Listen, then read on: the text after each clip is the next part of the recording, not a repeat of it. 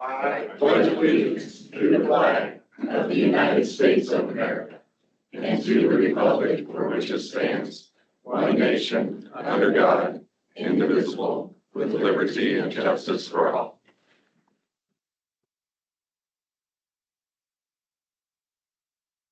Let the record show all members are present. If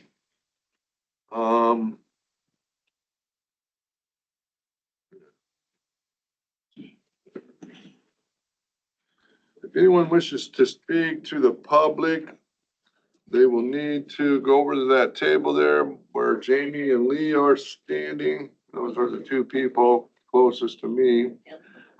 And fill that out. And we will allow approximately 30 minutes at the end of the meeting, and you may speak for 3 minutes on your topic. And the board will not respond unless the chair allows it. So, any questions with that? Welcome, everybody. We'll try to get you out of here so you can go enjoy the day. First up, we got a consent agenda. So just after discussion was held by the board, a motion was made and seconded to approve this consent agenda. So moved. Second. Discussion? Hearing none. All those in favor say aye. Aye. All those opposed, same sign. Hearing none. Motion passes. Next up, are we doing, I don't have any new hires here today, but I see a lot of people look like they might go to work. Anybody here, a new hire or looking for a job? Surely not. Okay, Matt Wyatt is. Matt Wyatt, Director of Planning and Zoning, public hearing on proposed preliminary plat of Wonder Ridge, a subdivision situated in Hazeldale Township, and to approve and authorize the board to sign Planning and Zoning Resolution 2025-02. Can I get a motion and a second to open the public hearing? So moved. Miller, Jorgensen. Any discussion? Hearing none. Roll call. Armando, Aye. Supervisor Wickman. Aye. Supervisor Miller, Aye. Supervisor Shea, Aye. Supervisor Jorgensen. Aye. So anyone here to speak on this matter? I can speak to it if you like. This is a minor subdivision request. It is on Road L34, just about 4 miles to the west of Underwood. Just kind of orient yourselves to the old Hazeldale Town Hall. It's kind of right across the road from this. There are currently 2 parcels there right now. This minor subdivision plat is going to create a 3rd parcel on there. The home site that is there is going to be put onto just about 5 acres of ground. There's the large grain bin site up there. That will be on 7 acres. And then you have the residual of that, which there is 2 large ag buildings and a smaller ag building that are up there. And that is going to reside on about 46 acres of ground. That's already been sold, right? Has that been sold? Ed Spencer is here. He's representing the real estate sales on it. Okay, that. Yeah. That, Matt, that parcel that you're calling it Lot 2, it goes clear down to a tornado-looking shape to 210th Street? It does have access to 210th Street and L34, yes. There's not an access there now from a county road, but there could be in the future. Can a parcel, or can a house be built on that southern part? If you could make it meet setbacks, yes, That's you a can no then. build a house there. Okay. Is there plans to subdivide Lot 2? Not that I've heard, no. And then the ag buildings, Are they sold now? They're pending, Okay, depending on how we finish things up here, December 1st is the proposed closing date. okay. And that's a separate lot. That's lot 2. That's lot 2. All right. That's part of the Those four, buildings with the farmland. that's 43 acres then, way it says here. Yeah, 46 road right of ways to, so that gives you about 43. And this comes to us as a recommendation from the Planning and Zoning Commission. Planning and Zoning Commission did review this and did recommend approval of this. Anyone else wanting to speak in favor or against this? Any other questions? I have none. Okay. Can I get a motion and second to close the public hearing? I'll make that motion. Second? Okay. Jorgensen and Wickman. Jorgensen, Wickman. Roll call. Chairman Belt. Aye. Supervisor Jorgensen. Aye. Supervisor Shea. Aye. Supervisor Miller. Aye. Supervisor Wickman. We are closed. Motion and second by to approve and authorize the board to sign Planning and Zoning Resolution number 2025-02. So moved. Second. Is that your recommendation, Matt? It is.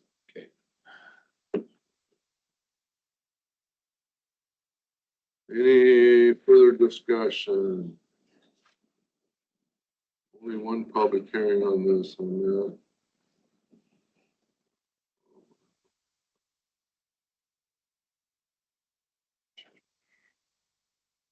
Okay. Roll call. Chairman Belt. Aye. Supervisor Miller. Aye. Supervisor Wickman. Aye. Supervisor Shea. Aye. Supervisor Jorgensen. Aye. You. Okay. Thanks, Matt. It's, Claire? Carly? Carly? Yes. Carly, Town Hall? Oh, there we go. Manager Bluffs Country, present the Bluffs Country radio station in support of Potawatomi County endeavors. Perfect. Okay.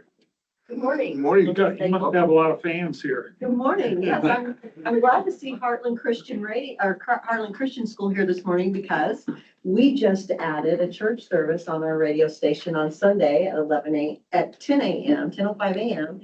And you can watch it on bluffscountry.com after 11 o'clock every Sunday, or listen to it, I mean. So if anyone here is looking for more of the word, it's a really good program that actually focuses on the word of God. So please listen in.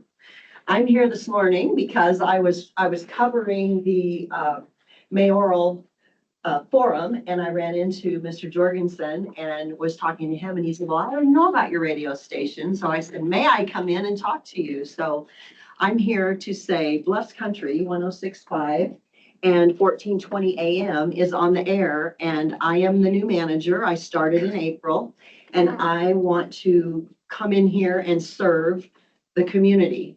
I've been involved in Council Bluffs for about 6 months, and I come from Malvern and Tabor area, and I've been a Fremont and Mills County resident for many years.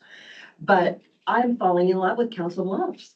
And I want to be able to serve the community. And I would say, get out and vote today if you haven't voted.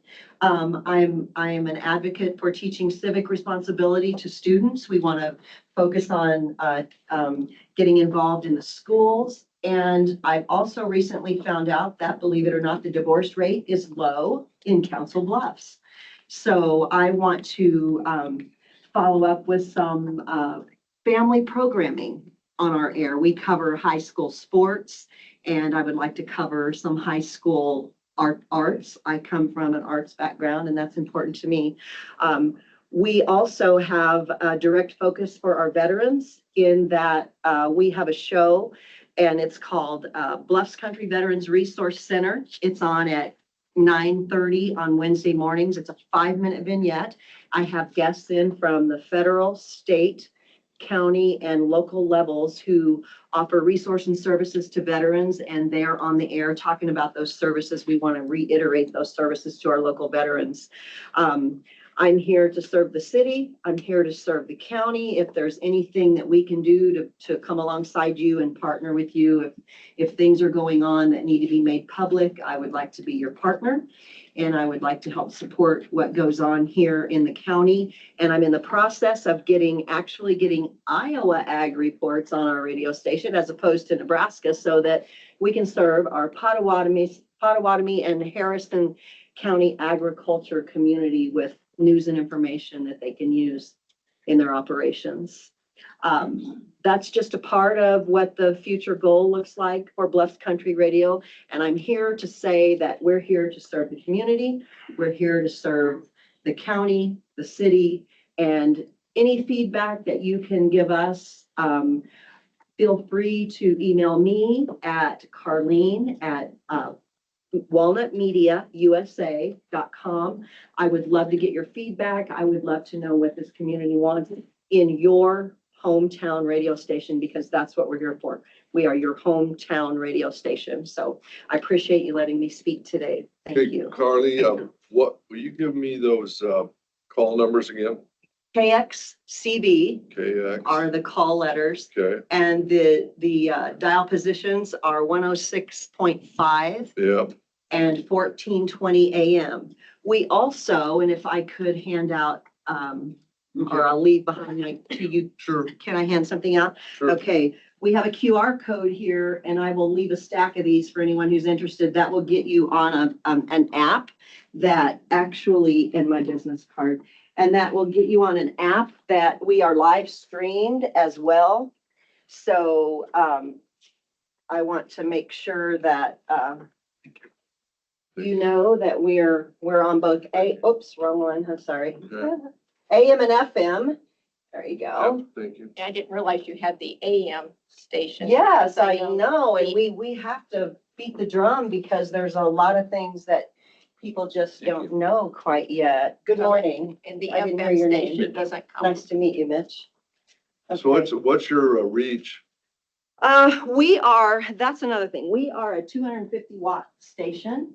We don't have a huge reach. We are reaching out into the rural areas, but our signal is focused right here in Council Bluffs. Once I've listened to the AM all the way to Fremont, and I've listened to the AM almost all the way to Atlantic.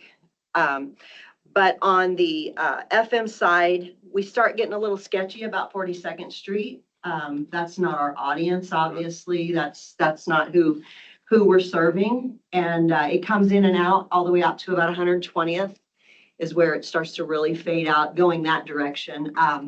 You can get on our website and look at our signal reach, but to actually, you can see the roads and everything there, but I think that's a guesstimate. Yeah. So whatever vehicle you're in and whatever your reception is when you're out there on the road is what it is. But we are a 250 watt station. We're not a large radio station. We're not trying to compete with the cat because they would bat us around like a mouse. So we are just here to serve Council Bluffs and the surrounding community. Charlie, and Yes, Potawatomi County Supervisor Yes. and a Marine Corps veteran. I appreciate your presentation this morning. Thank you very much. thank you. We'll be listening. What, so how many bodies you have? Bodies? Yeah, I mean, employees. Oh, okay.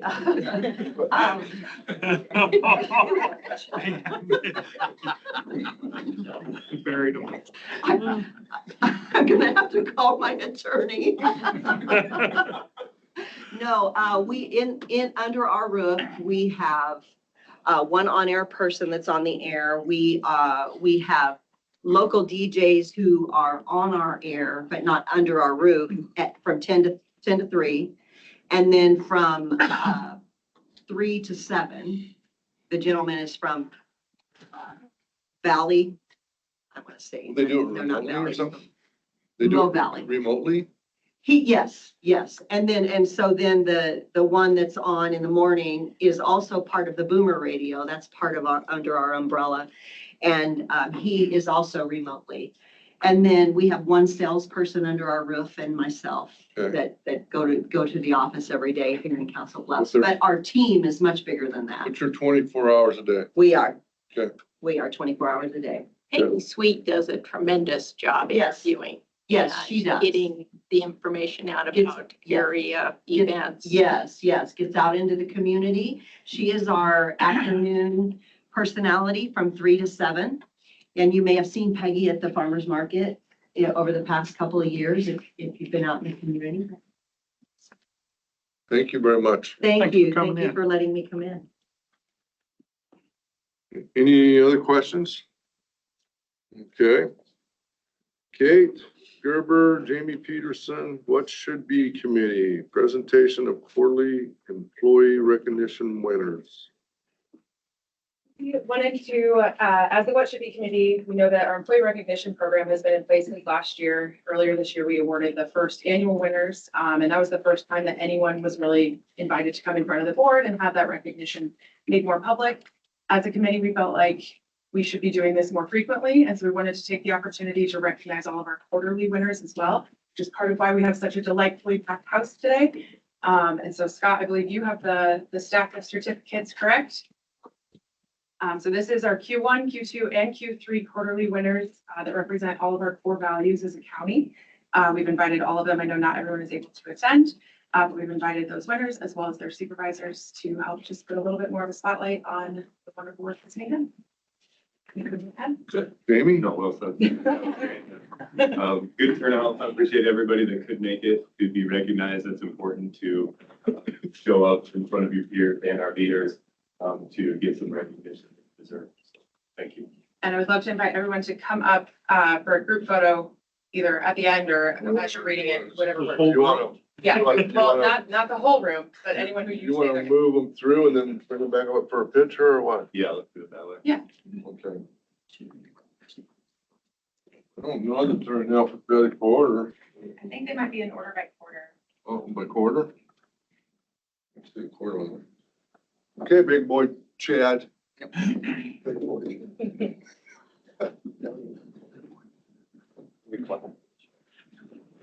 Recognition, appreciation.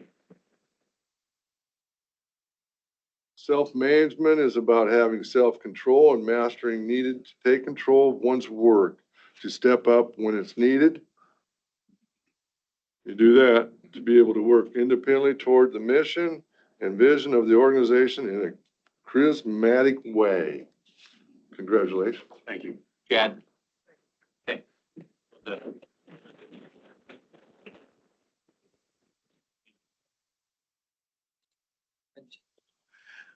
Victoria Larson.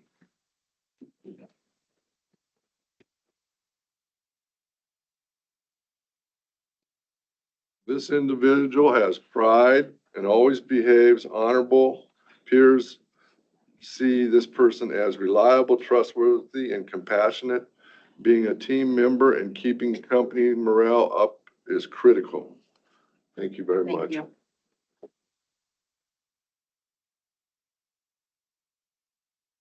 Thank you so much. Scott Milford. Oh, there he is. I'm here. This individual delivers their work to the best of their ability, even on tough days. They go above and beyond their job description and remain calm, level-headed despite adversities. They hold organizational standards at the core of all they do. And I would say you would definitely do that. Thank you. You're welcome.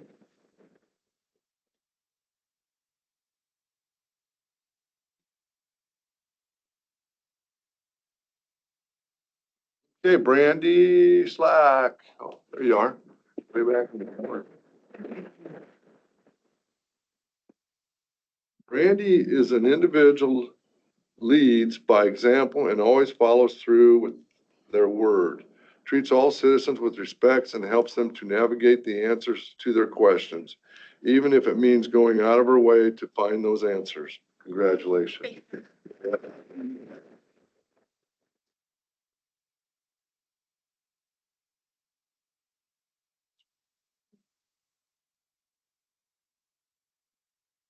Anna Adkins. Who's gonna, who would, you would take it for? Okay. Yep. Wait. Mary Jo Turpin. Is that you? This individual leads by example and always follows through with her word, treats all citizens with respect, and helps them to navigate the answers to their questions, even if it means going out of their way to find answers. This is kind of the first time I've been doing this certificate thing, but some of these are for, just for the record, some are for service and others are for their skills. Is there another certificate? You're right, is there different ones? Service and accountability, self-management, Professional. integrity. Professionalism. And I think you've gone through each of the five. Yeah. The first five individuals are all from a different pillar. Right, they were And then service? Okay, they were all So I think service. we're started back over. We're going skills here. Okay, thank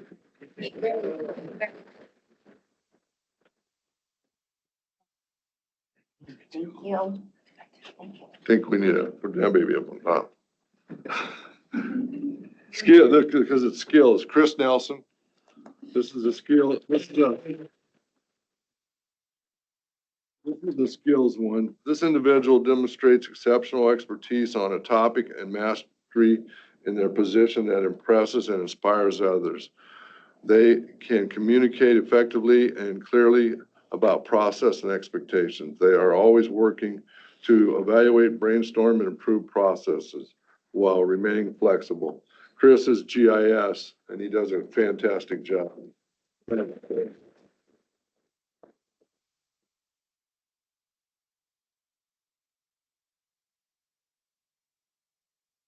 This is skill 2. This is the leader of Chris, Jamie Peterson. Together. What's that? This was a co-project. Oh, was it? Okay. This individual demonstrates exceptional expertise, topics, and mastery in their position that impresses and inspires others. They can communicate effectively and clearly about processes and expectations. They are always working to evaluate, brainstorm, and improve processes while remaining flexible. Congratulations. Thanks, Scott.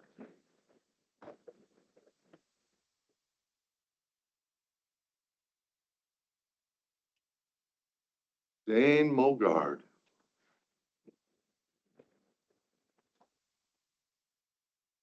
This one's integrity, Dane. Congratulations.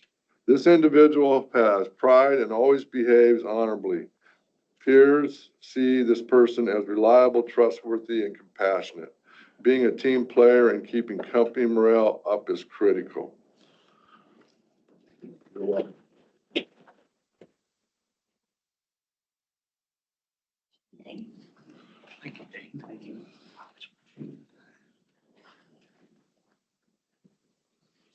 Yeah.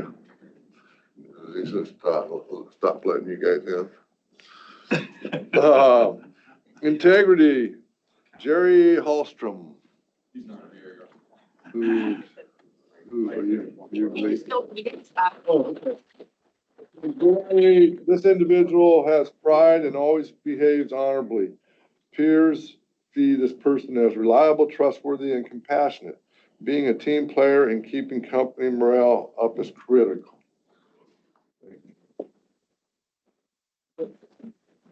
Richard Freeman.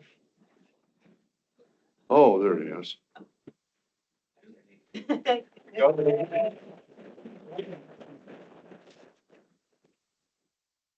This individual has pride and always behaves honorably. Peers see this person as reliable, trustworthy, and compassionate. Being a team player and keeping company morale up is critical. Richard? Thanks.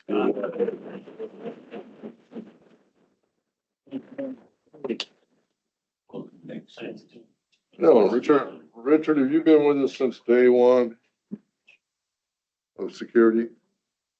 Have you been with us since day one of security? Richard?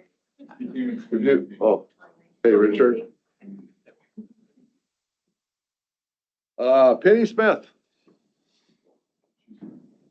Penny Smith, this is for professionalism. She's not here? You'll take this one for her? Okay. This individual delivers their work to the best of their ability, even on tough days. They go above and beyond their job description and remain calm and level-headed despite adversities. They hold organizational standards at the core of all they do. Professional. Yeah, thank you. Thank you.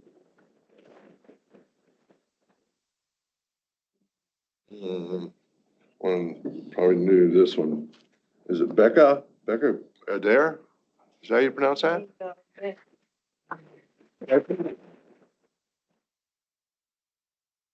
is correct. It is correct. Thank you. Self-managed, this is motivated.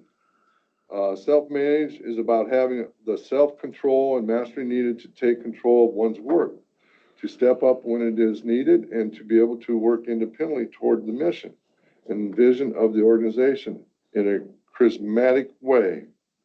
Congratulations.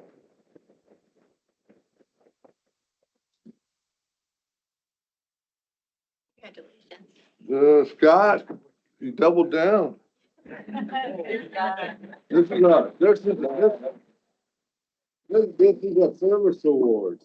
This individual leads by example and always follows through with their word, treats all citizens with respect, and helps them to navigate the answers to their questions, even if it means going out of their way to find those answers. Congratulations.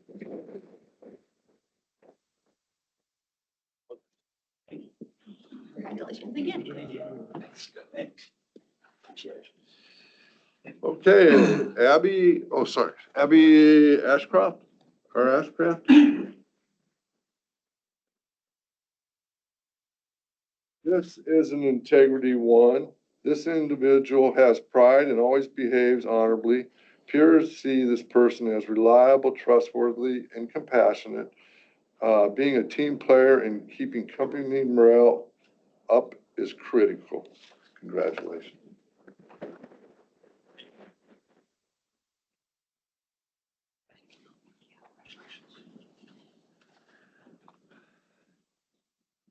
You didn't get one, Mitch. Michaela Champlin.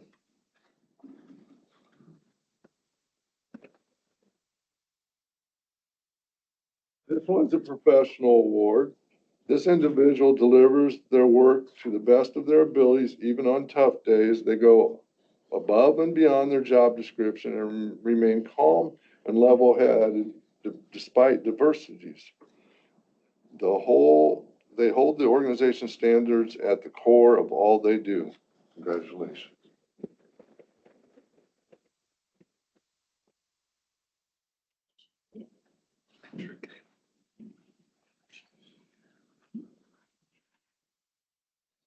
Dustin Paragon.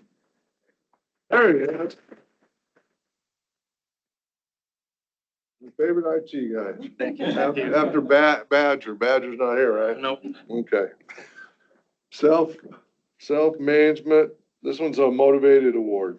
Self-management is about having the self-control and mastery needed to take control of one's work, to set up when it is needed, and to be able to work independently toward that mission and vision of the organization in a charismatic way. Sorry about that.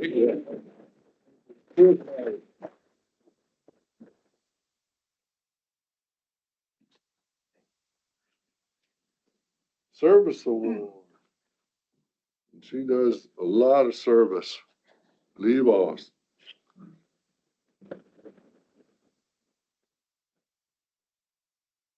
This individual leads by example.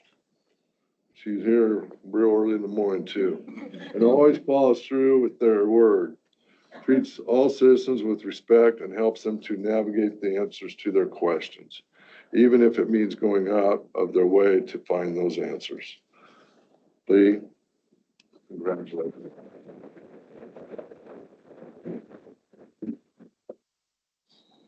This one is a skill award. It's Anthony McCartney. He's not here. He's not today, today? Okay, this individual demonstrates exceptional expertise on a topic and mastery in their position that impresses and inspires others. They can communicate effectively and clearly about processes and expectations. They are working to evaluate, brainstorm, and improve processes while remaining flexible. Anthony McCray.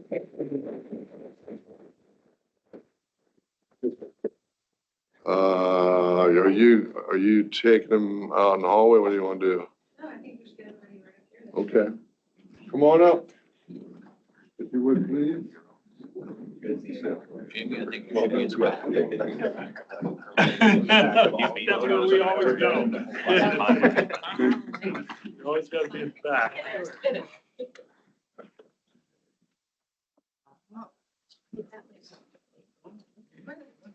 I don't know, we should probably, yeah, if you are holding your certificate, hold it outwards. Come on, crowd in front There we go. there. Preferably right now, but- Come on. If you're in the front, do your certificate. Great. Short. Short.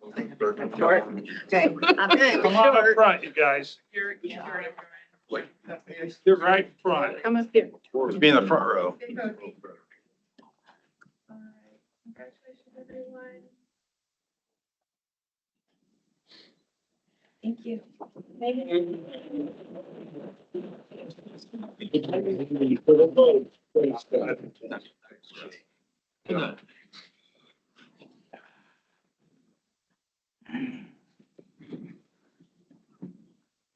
Thanks, Kate.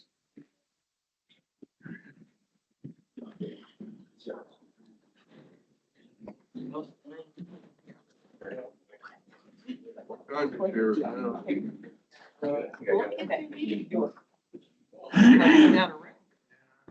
Thanks for coming in, school. Tour of the-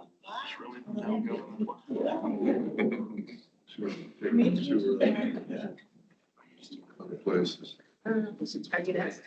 Farm's best.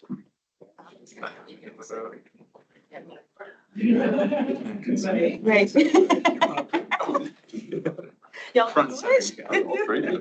Okay, Andy Wick, engineer, Adam Ring, project manager, secondary roads, discussion and/or decision to approve and authorize the board to sign the final plat cover sheet for project FM CO 78, parent 213, parent -55-78, HMA resurfacing with the hot in-place recycling on Tamarack Road, G80, from Railroad Highway, which is G8L, and east to Highway 59. So move.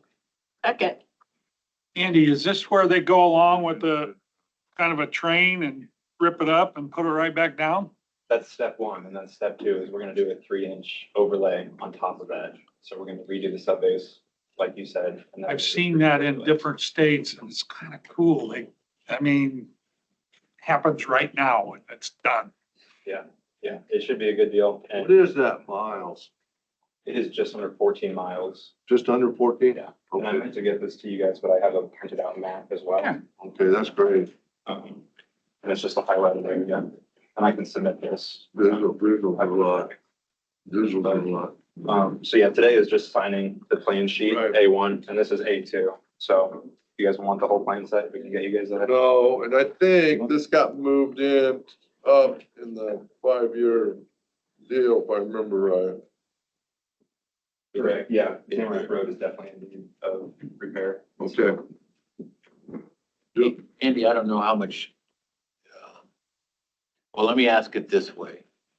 I'm gonna say about somewhere between 7 and 10 years ago, they widened that just a little bit, threw some asphalt on the edge. How wide is this road going to be? We're not gonna lose any width, right? We're gonna, Correct, yeah, the roadway width is gonna stay 24 feet. So I believe it was 10 feet each lane originally, and then when we went in and added 2 feet, so we're gonna maintain that full 12 feet each. and that's what we need to do. Absolutely. Okay. What, is there a bid date for that? So letting, and the reason we need to get this plan set signed today is the letting, the DOT letting is February 17th. And if we miss signing this today, technically it needs to be signed by November 11th. Not looking that day. So if we miss that, then we'll miss the February 17th DOT letting. So yeah, the plan is, Is there a cost savings to doing it this way? Not so much hauling, correct? I believe so. Yeah, there is a cost saving with being able to I recycle. was really intrigued by that years ago when I seen it down in Kansas. It should be a good deal with redoing the base that way. So is the DOT actually letting this or are we letting it? We let it through the DOT. So yeah, we will run the project in-house. You bring the bids in here? I believe so, yes. Okay, Does that have to be signed with a special pen? yeah. It does? Well, did we get a motion and a second on this, right? No, yeah. Yes, we do. Well, yeah, we got that. Yes, we do. Well, let's get her signed. I know people are, that's a tough road right now. All It's those, tough shape. all those in favor? Aye. Aye. Those opposed? Yeah. Like sign. I think, Motion passed. Matt, does this require that special pen for this? No, I don't think so. I did not believe so, but Okay. So, Just black. The Mylar ones. Looks better well, with film. we don't have those electric pens yet. We just have those over at the White House. That's what I'm. Trying to get one, but I don't know. That almost went over as good as Jeff's joke. Here we are. That was a joke. Andy, I'm just curious. I have a friend that used to be a supervisor for the DOT in Harlan. And the discussion was always concrete or asphalt. Are you a concrete guy or asphalt? I don't know if I'm legally allowed to say. There are definitely benefits to both. I think for this instance, asphalt is the way to go, just with the amount of the roadway we're doing. And then the existing structure is already asphalt. So I think the asphalt is the prudent choice here. The base is always the important part. Exactly. Yeah. Okay. That base is very old, isn't it? That A little cement? older than I am. So Yeah. yeah, it's, Oh, wait, so are we. so, yeah, and my understanding is I'll get this, I'll get it scanned in and then we'll send it to Jeanette to have a copy up here as well. I think old Lincoln Highways, that old cement and, no, Good to you go. need that. That's what you need. Thank you. Andy, thanks for coming Andy, in. he's not done yet. Andy, if we block that railroad deal down there, we might be able to negotiate with those guys. You might have an option. So that is one thing that I wanted to highlight on the project is it does not go to MI 25, the bridge just to the west of this project. Right. Or just east of Neola. We do have conceptual design for at grade and above grade crossings, but that's going to be a separate project in the coming years. So no action on that, but that bridge is in rough shape. If somebody blows it up. Cannot recommend, but That's tough when there's farm equipment coming across that. Well, it's just narrow and it comes down to that intersection that's not right, so. It's a work in progress. Okay. Andy, you're up. Andy Wick, engineer, update on RISE grant for Magnolia Bridge project with Aspen Consulting. yeah, so I just wanted to get you all up to speed with where we're at in the design and where we're at with the consultant team and yeah, some next steps there. So McClure is the engineer under contract to take us through final design. And I had a conversation with the McClure project manager yesterday, and he assured me that although there's no explicit language in the contract to handle the RAISE grant, that is part of their scope, is to handle all the DOT requirements for the RAISE grant. And then in talking with Paul Osman yesterday as well, we had a conversation about his observation of the project, and we decided that the best way forward right now is to maintain McClure as the engineer and to not move forward with Paul for a separate agreement because we already have Paul under contract to advise on a general basis. And so I don't think that there's a requirement or a need to have Paul under a separate agreement for this raise grant. Paul can advise under his current role and include raise grant recommendations, but we don't need to get him to do a separate agreement to work on the raise grant. And just so you all are aware, we just got NEPA approval in August 5th for this project. And the next step is right-of-way acquisition. So I'm working with McClure. They want to do a project amendment to increase the fees for their right-of-way acquisition services. So I'm going to review that. They should be getting that to me later this week, and then I'll bring that forward to you all. And once that agreement is approved, we can get right-of-way acquired, which should hopefully take 0 to 6 months. So that puts us around June of 26, at which point hopefully we can do project letting. McClure has preliminary plans completed. And so depending on the right-of-way acquisitions, that may impact final design. It shouldn't, but it may impact final design. At which point we're looking at project letting probably July, August of 2026.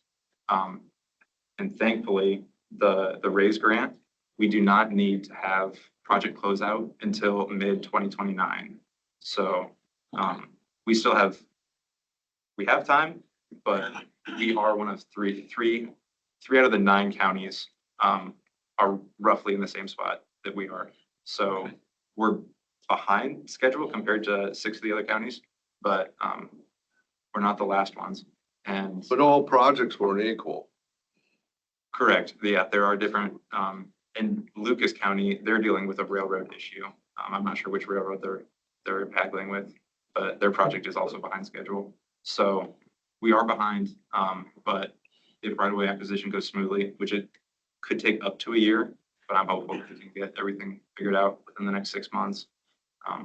We should be able to do project letting mid 2026, and then it should only be 1 construction season to get that project done. So we should be able to complete the project, do project closeout before the raise grant ending in mid 2029. So I'm comfortable staying with McClure. In their original consultant agreement, it doesn't explicitly say raise grant assistance, but in conversations with them, they've assured us that they will continue to meet all the DOT requirements for the raise grant.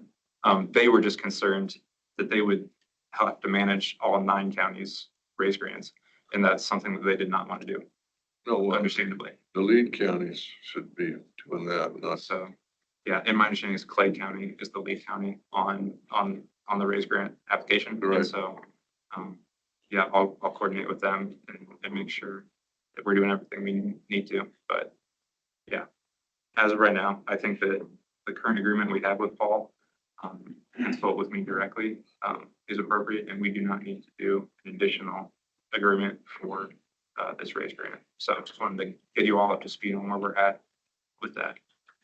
Thanks for doing that, Andy. I appreciate the update, Andy. One of the things from the McClure agreement, and maybe they'll include this in the amendment, is grant administration, or McClure is going to add that, or is that something you're going to They're do? going to revise the wording to that.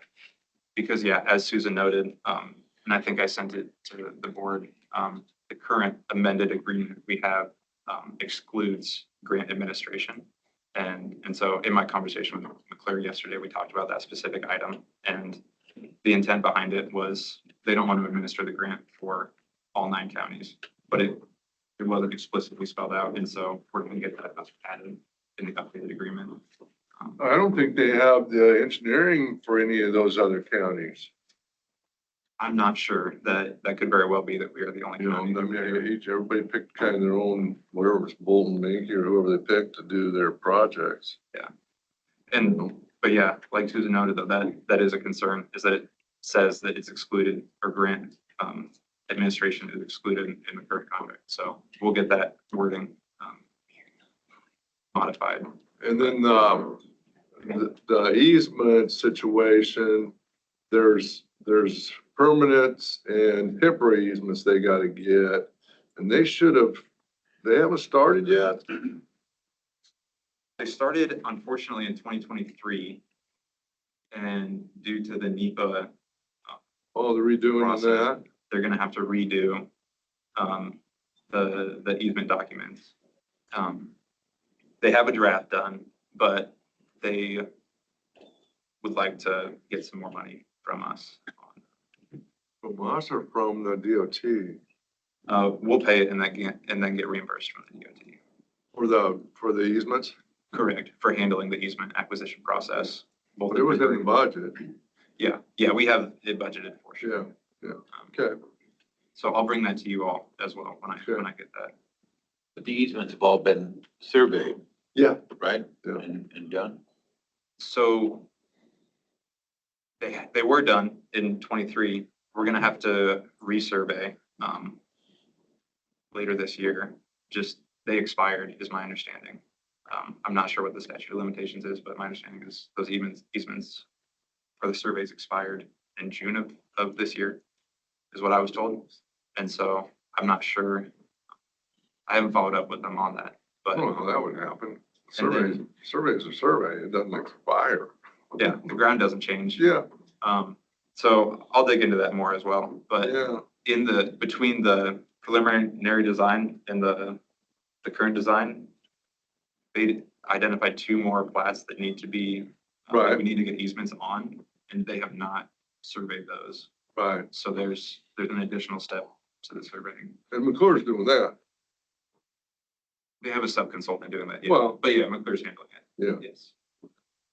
Yeah, he told me he was gonna send that letter out, but I haven't seen it. I told him to send the letter out before he goes telling those people what, they're gonna do with their ground, or which ones are temporary and which ones are permanent. Yeah. You haven't seen that map yet, have you? I do have the map. He has not proceeded because he wants to get that amended agreement signed. Okay. So, yeah, he's going to modify that and get it to me hopefully this week. And then I'll Okay. be able to present that to you all. Anything else for Andy? Okay, thanks, Andy, Thank for you. doing that. Sandy? For keeping You it up. still have got more to go here, I think. But, okay, Peggy Becker, Administrator, Veterans Services, discussion and or decision on Veterans Affairs Commissioner appointments. Hello. Hello. Hello, Peggy. Hello. So I did what you asked on October 14th and convened a committee to review the applications, a selection committee.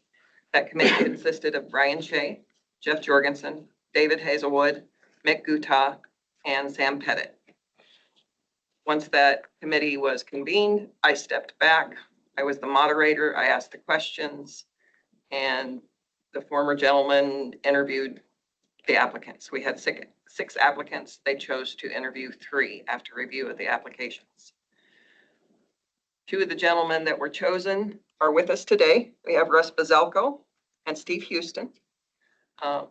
Russ was chosen to take the voting member spot, and Steve was selected as the ex officio commissioner.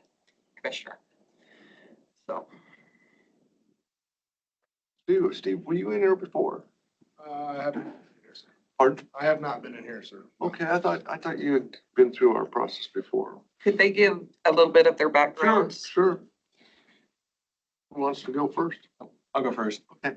Good morning. I'm Russ Bazalko. I'm an Air Force veteran of 20 years. I was prior enlisted, worked in computer communications, even served in the White House Situation Room as a communications officer. So interesting stories there.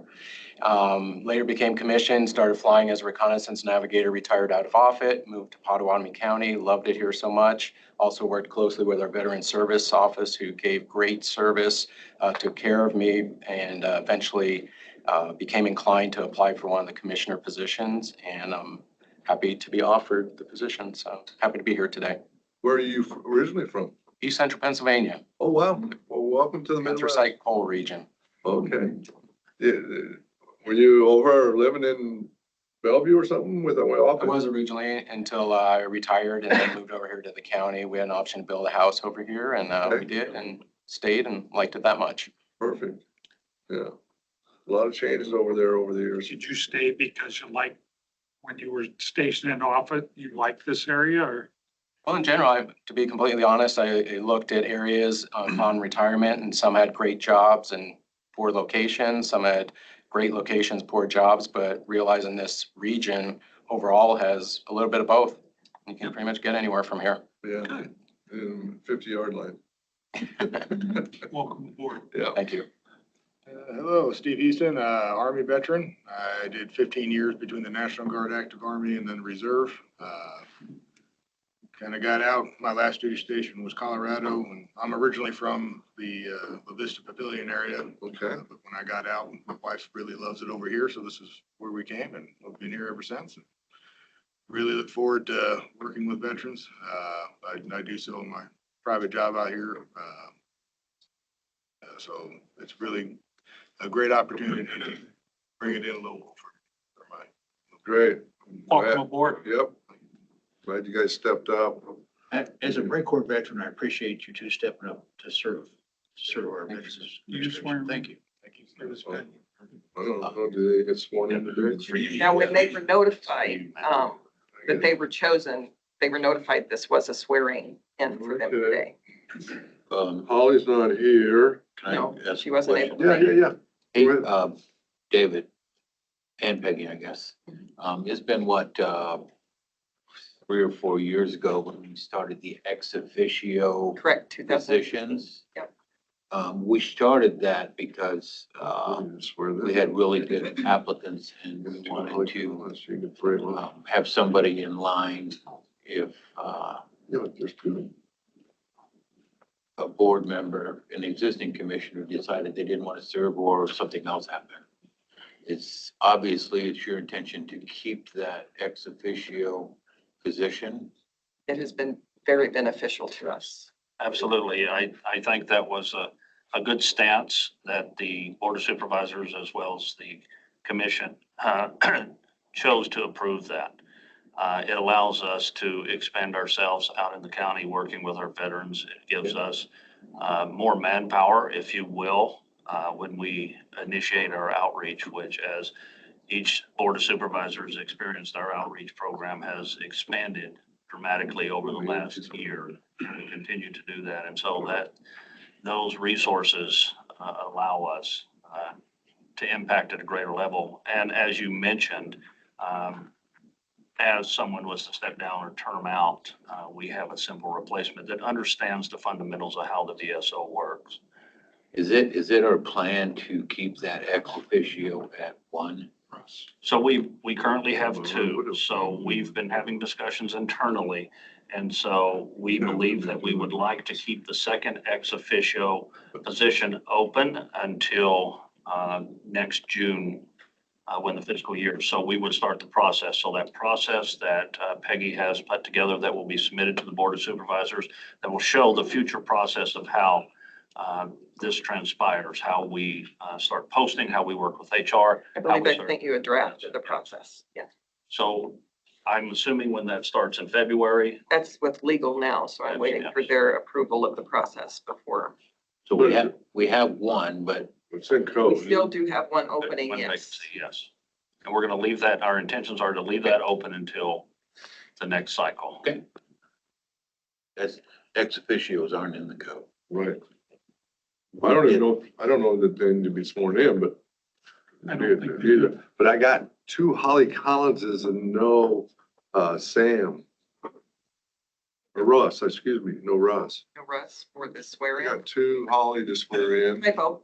Did you prepare them or did you? I did not prepare. Jeanette did it? Yeah. Okay. Hold on. Any other questions while we take Parade. a pause? Yeah, So I do is- have one question for you, Mr. Hazelwood. Can you give me an update on your van? Yes, the van is 100% total due to transportation. Sorry. Shipping, it was totaled in shipping. Yes, so it was completed, it was shipped, and it went through a natural disaster and it was totaled. So fortunately for us, that was the last year that they were creating that particular model. But the manufacturer decided to upgrade us by 1 year at the same expense, or the same cost, if you will.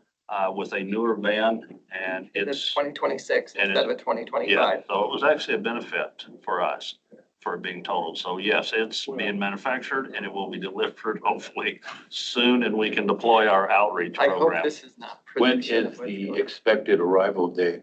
the end of November. Okay. And then there's an extra. Oh, are you ready to swear me? No, wait, arrival date for what? For the What? van. What? Oh, the car.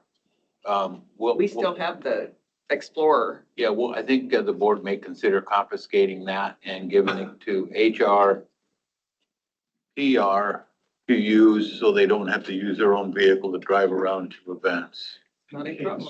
Gates run. It runs, right? Oh, yes, Yes. it does. Okay. Yes, it does. Just please wait until we They are got- feet wet with the van before. What time, when did you say the van was coming? Supposed to be the end of November. I haven't got All a right, recent December update. 2nd. Thanks, Tim. Can we allow for the holiday? Yeah, can we get through the holidays? Okay. Okay, let's do, Make sure you- let's do Russ first, since Holly's not here, or what do we gotta do with Holly? Does she gotta come? She's gonna have to come at a different time. She wasn't available today. I'll put that one over there. Do you wanna come up here, Russ, and do this?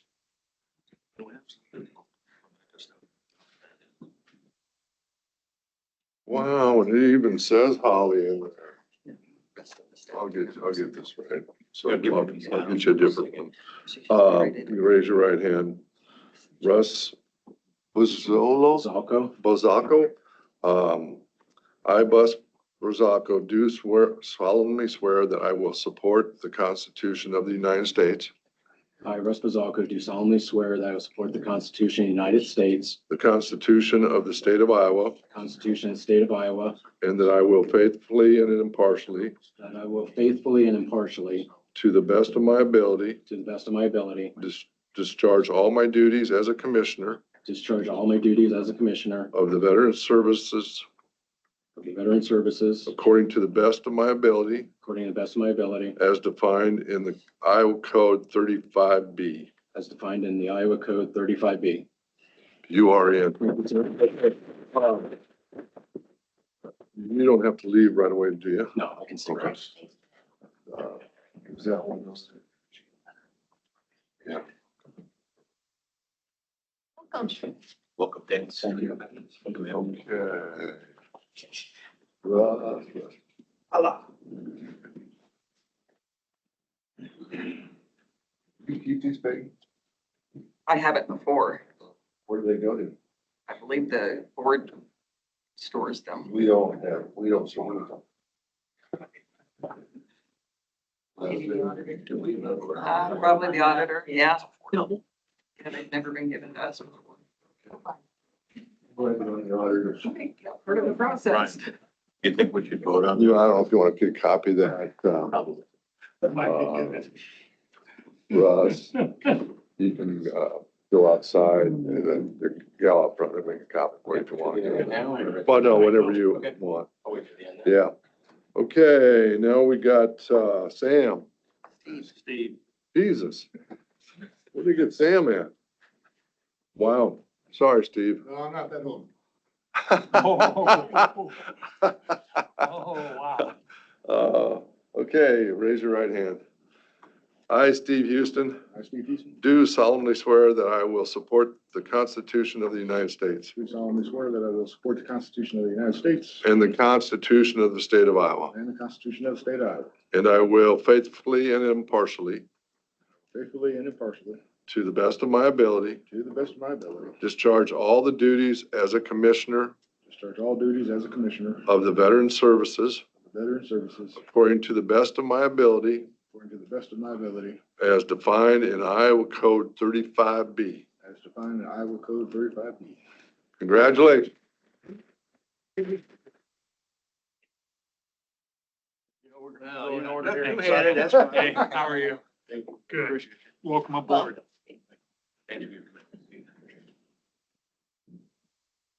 So if I may, that open position we have as an ex officio, technically that could still be Andrew's position. If we could ask him to continue on. Isn't that possible? Did he expire? He did not reapply. Oh, he needed to reapply too, huh? Yes, Well, God, I think he probably wants to do it, don't he? I would hope. but Peggy, I think he has a big addition to that board. I really do. I think Andrew. Yes, he's been very active on our. Yeah. Well, yes. the only thing I would preference is you got a, what, 2 months old or something?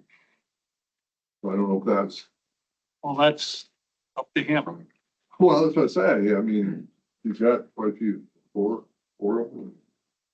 Some little ones. Well, I would I would ask, encourage him to do it. were you on the interview team, Mr. Yes, I Hazelwood? was. I would get with your interview team, including Jeff and Brian, and see if they wanna do that, and come back to the board. Okay, we will take care of that. And I'll make the motion that we approve the appointments to the Veterans. I'll second that. Commission. Any discussion?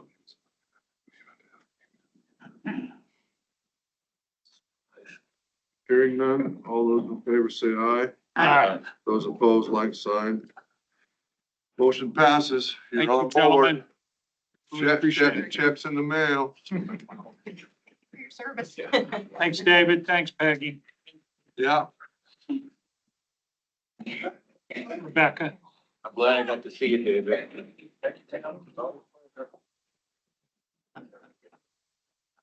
Okay, next up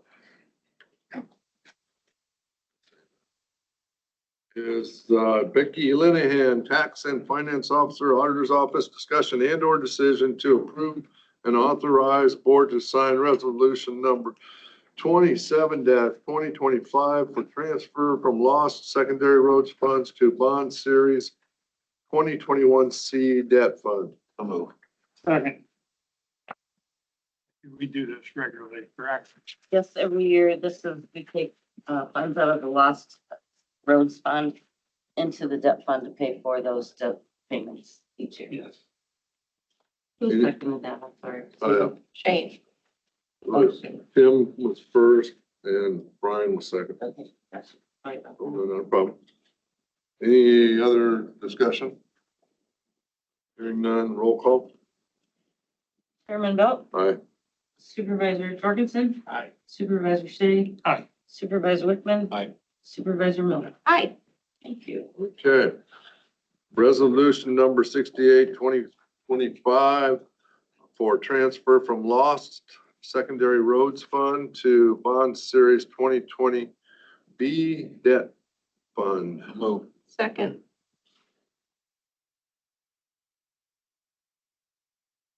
Same thing. Same thing, a little less money. Yeah, there's two different bonds up there.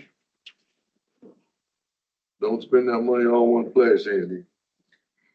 Unfortunately, Yeah. sorry. We have to.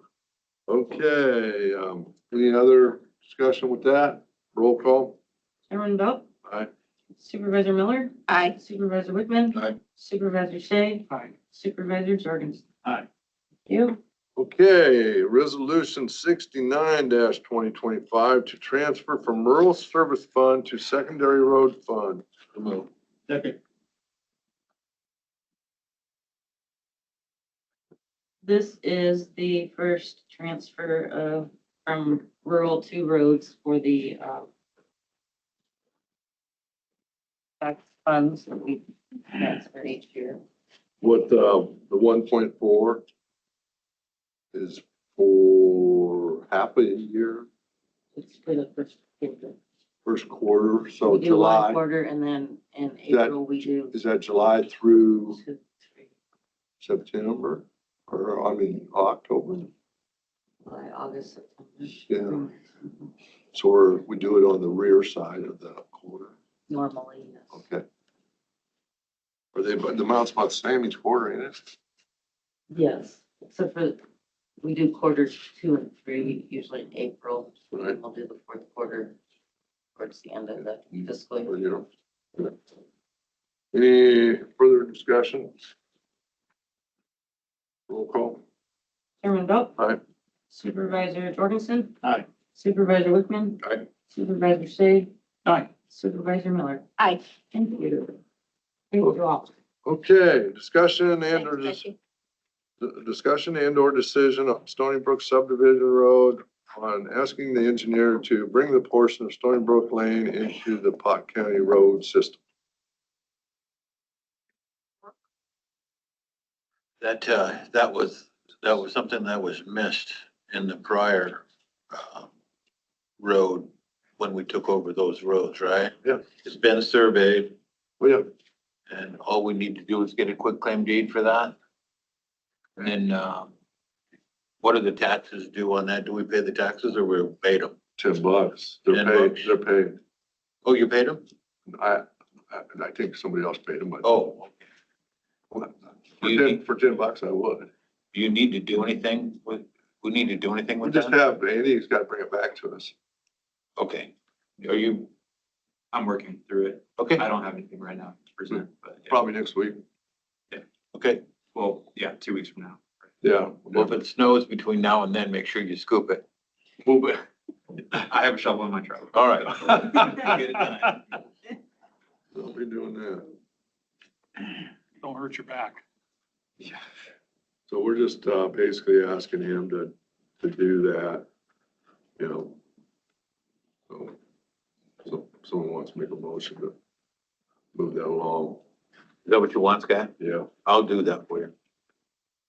We're gonna ask, our county engineer, Andy Wicks, to, move forward with accepting that portion of road into our county road system. Yep. All right, how's that? Okay. Any further discussion? We're probably gonna have a couple more of those come along, so just stay tuned. All those in favor say aye. Aye. Those opposed, like sign. Okay, discussion and or decision on food collection drive for Pot County. Okay, if I spoke to this a little bit, Scott? You wanted to talk on this, you said? Yeah. Yeah, go ahead. I was reached out to by the city of Council Bluffs staff, Chief of Staff Brandon Garrett, sorry, who asked if we would, due to the upcoming SNAP benefits being delayed or not coming, if we wanted to join together to help support a food drive. This was kind of timely because I was going through our presentation for the town hall. One of the things that came out of our health needs assessment is that 30.6% of the survey people were insecure about where their next meal was coming from in Potawatomi County. SNAP benefits wise, I believe 11% of our population in Potawatomi County is on SNAP benefits. So it was just a good time for us to be able to pair together with our communities and set up to be able to collect some food. That food would go down to Together Inc. that we collect in, and then Together Inc. would help disperse it out back amongst the other food banks in the area. The spots that we would be looking at setting up for collection points would be the Potawatomi County Courthouse, which is at 227 South 6th Street. We're here today. The County Veterans Services Office, which is at 623 6th Avenue in Council Bluffs. The Potawatomi County Health Services Building, which is at 515 5th Avenue. Potawatomi County Roads Operations Center, which is at 17501 Eastern Hills Drive. Also, the Potawatomi County Recycling Center, which is at 41911 Industrial Drive in Oakland, Iowa. And we recently added on that the jail would be a location, and that is at 1400 Big Lake Road. Did we also reach out to the communities out there in? Yeah, we can reach out to our smaller communities and see if we can, City clerks. right, join in with it, see if our city halls out there would like to join in with us on the effort. I don't know if we want to bring it in or not, but we'd have a pickup date or do something. Do they want food or money? No, there was, and I, in this email string that I printed, but we, on the website announcement we have, there are specific items that is food and some hygiene product pieces. That's specifically what they're looking for, yeah. Okay. Now, the governor has offered the state's going to match any funds that are brought in. Sarah, have you heard anything about that? No? I've not heard anything, but I will include that our WIC benefits did get, they did get funded again for October. So the Women, Infants and Children's Program is a nutrition assistance program. And so if we have people out there, we are low on utilization rates for that. I mean, when we first WIC came over to the county, we were sitting around 38% of our eligible population was in it. I think we're kind of cresting up over the 40% now. But our WIC staff is over there really working diligently to try to get people on and signed up for the program. They had that guy on from Together Inc. on the radio yesterday. And he was cash oriented. He said the cash we can go get what we really need, but he also was saying about those things that you talked about too. Well, I That's know, the easiest thing for people to do. I know we have a food pantry in Oakland that is supported by the cities of Carson and Oakland. And it gets kind of confusing when you shuffle things back through Together Inc. And then I just want to make sure that some of it comes back out to the local food pantries. Well, we can just keep it out there for the time being, and whenever they feel that they have more than enough, we can get it shoveled in here, I would say. I will get in contact with them out there and make sure that. And there was one in Minden because after the tornado, the people that would go to Minden for assistance came to Oakland for assistance. So I know there's another food pantry out there. There's one in Crescent also. Is there? Yeah. Probably one in Avoca also. It's probably run by, Bet there's there some of them run by the churches. There's a group out there. Yeah, so. Well, I'm glad we had this opportunity to discuss it today at the Right. board level because the county is bigger than the city of Council Bluffs. And we need to make sure our outreach stretches. And that's what we've done on the public health pieces of it is we have listed out all of the food pantry resources in the county available to people, so. What you call it has, Suzanne's gal has probably an updated list or did have one at one time. of all- Yeah, we keep ours updated for that, yep. Okay. So Matt, if there's a check to be written, who would we write it to?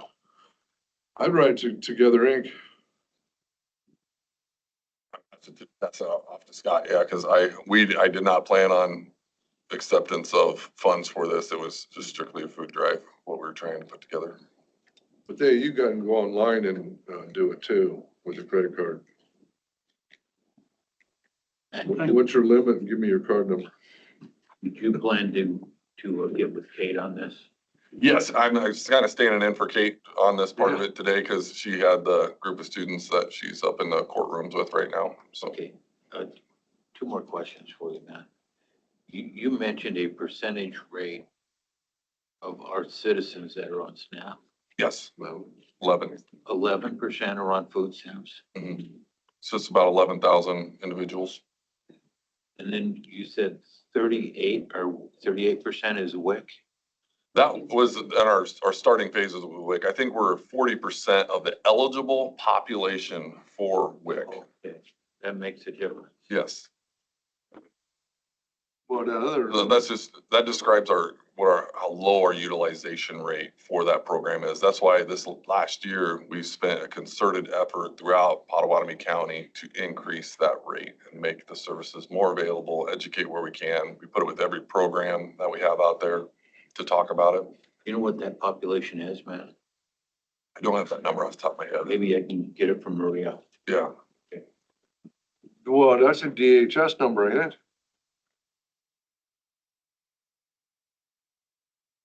Well, I mean, I just. 11%? That 11% is a DHS number. He's talking about the WIC program numbers. Oh, Yes. okay.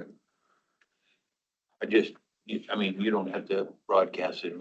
I just like to know from my knowledge. Does she break it down to counties? I mean, we're due WICs in what, 4 counties? It is, we do have numbers by county. Yes. So you can donate either money or food, is that what I'm hearing? These old locations. Today, I'm just specifically our opportunities for food. But I think if you reach out to the food banks, I'm sure that they would accept your monetary donation to a food bank.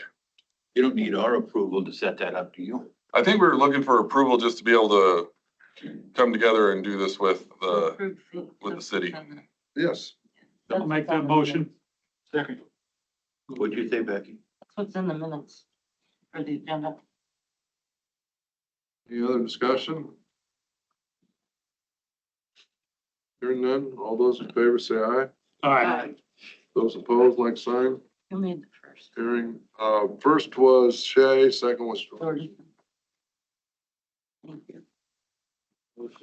Go where? Hello? Let's go. Becky's got. Back. There, that's one of the same. Okay, now we got, board committee meetings for past week. Jeff? Well, let's see, I was at the budget, conversations with the auditors meeting. That same day, I was at the first artificial intelligence committee meeting. The county is developing a policy using artificial intelligence. And, trust me, there is a lot going on in that area and a lot more to happen as we go on. So we're looking to establish a policy and overall policy for the county. And if departments are going to be using AI, so that's where we're at. Right. I was out in Minden last week for the urban renewal meeting. Went to the VA interviews. The Pro Development of Iowa, out at Iowa Western, or professional development was out there. And there's, we had a bike trail meeting. Set in a pipeline webinar. Advanced Southwest Iowa and the Chamber had a big deal. Down at Mid-America Center. Went out to Neola for their urban renewal meeting. And TIF. And then I was here for that budget workshop. And then tower locations, we're working on a site north of Crescent. And then Advanced Southwest Iowa. And I did not make the Bison Fest out at Hancock. That was supposed to be a pretty good deal. I just got too busy. Yeah. Sign. Yeah. Okay, Kim, anything? No. Okay, Susan? I attended the Iowa West Foundation and the CB Chamber Voices and Visions session that they had out to the MAC. Very informative. I attended the budget meeting that was conducted by the auditor's office. And on Friday, I did a ride along with our new engineer, Andy, and the two road foremen of the roads on the east side of the county. Very eye-opening. Okay, I was at the PDI Professional Development, forum at Iowa Western. I had a NACO call on AI. It was a Zoom call. They have one pretty much every month on AI. I was, participated in some of the East Pot Road tour and facilities. And I think that was probably it for them. Okay, now we have a study session. Excuse me, public comment, I'm sorry. Any public comment? You fill out, the form?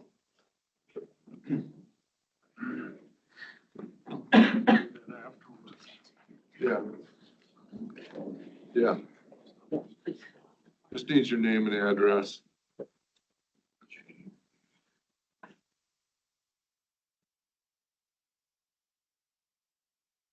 have to multitask here. My name's Tim Arnaud.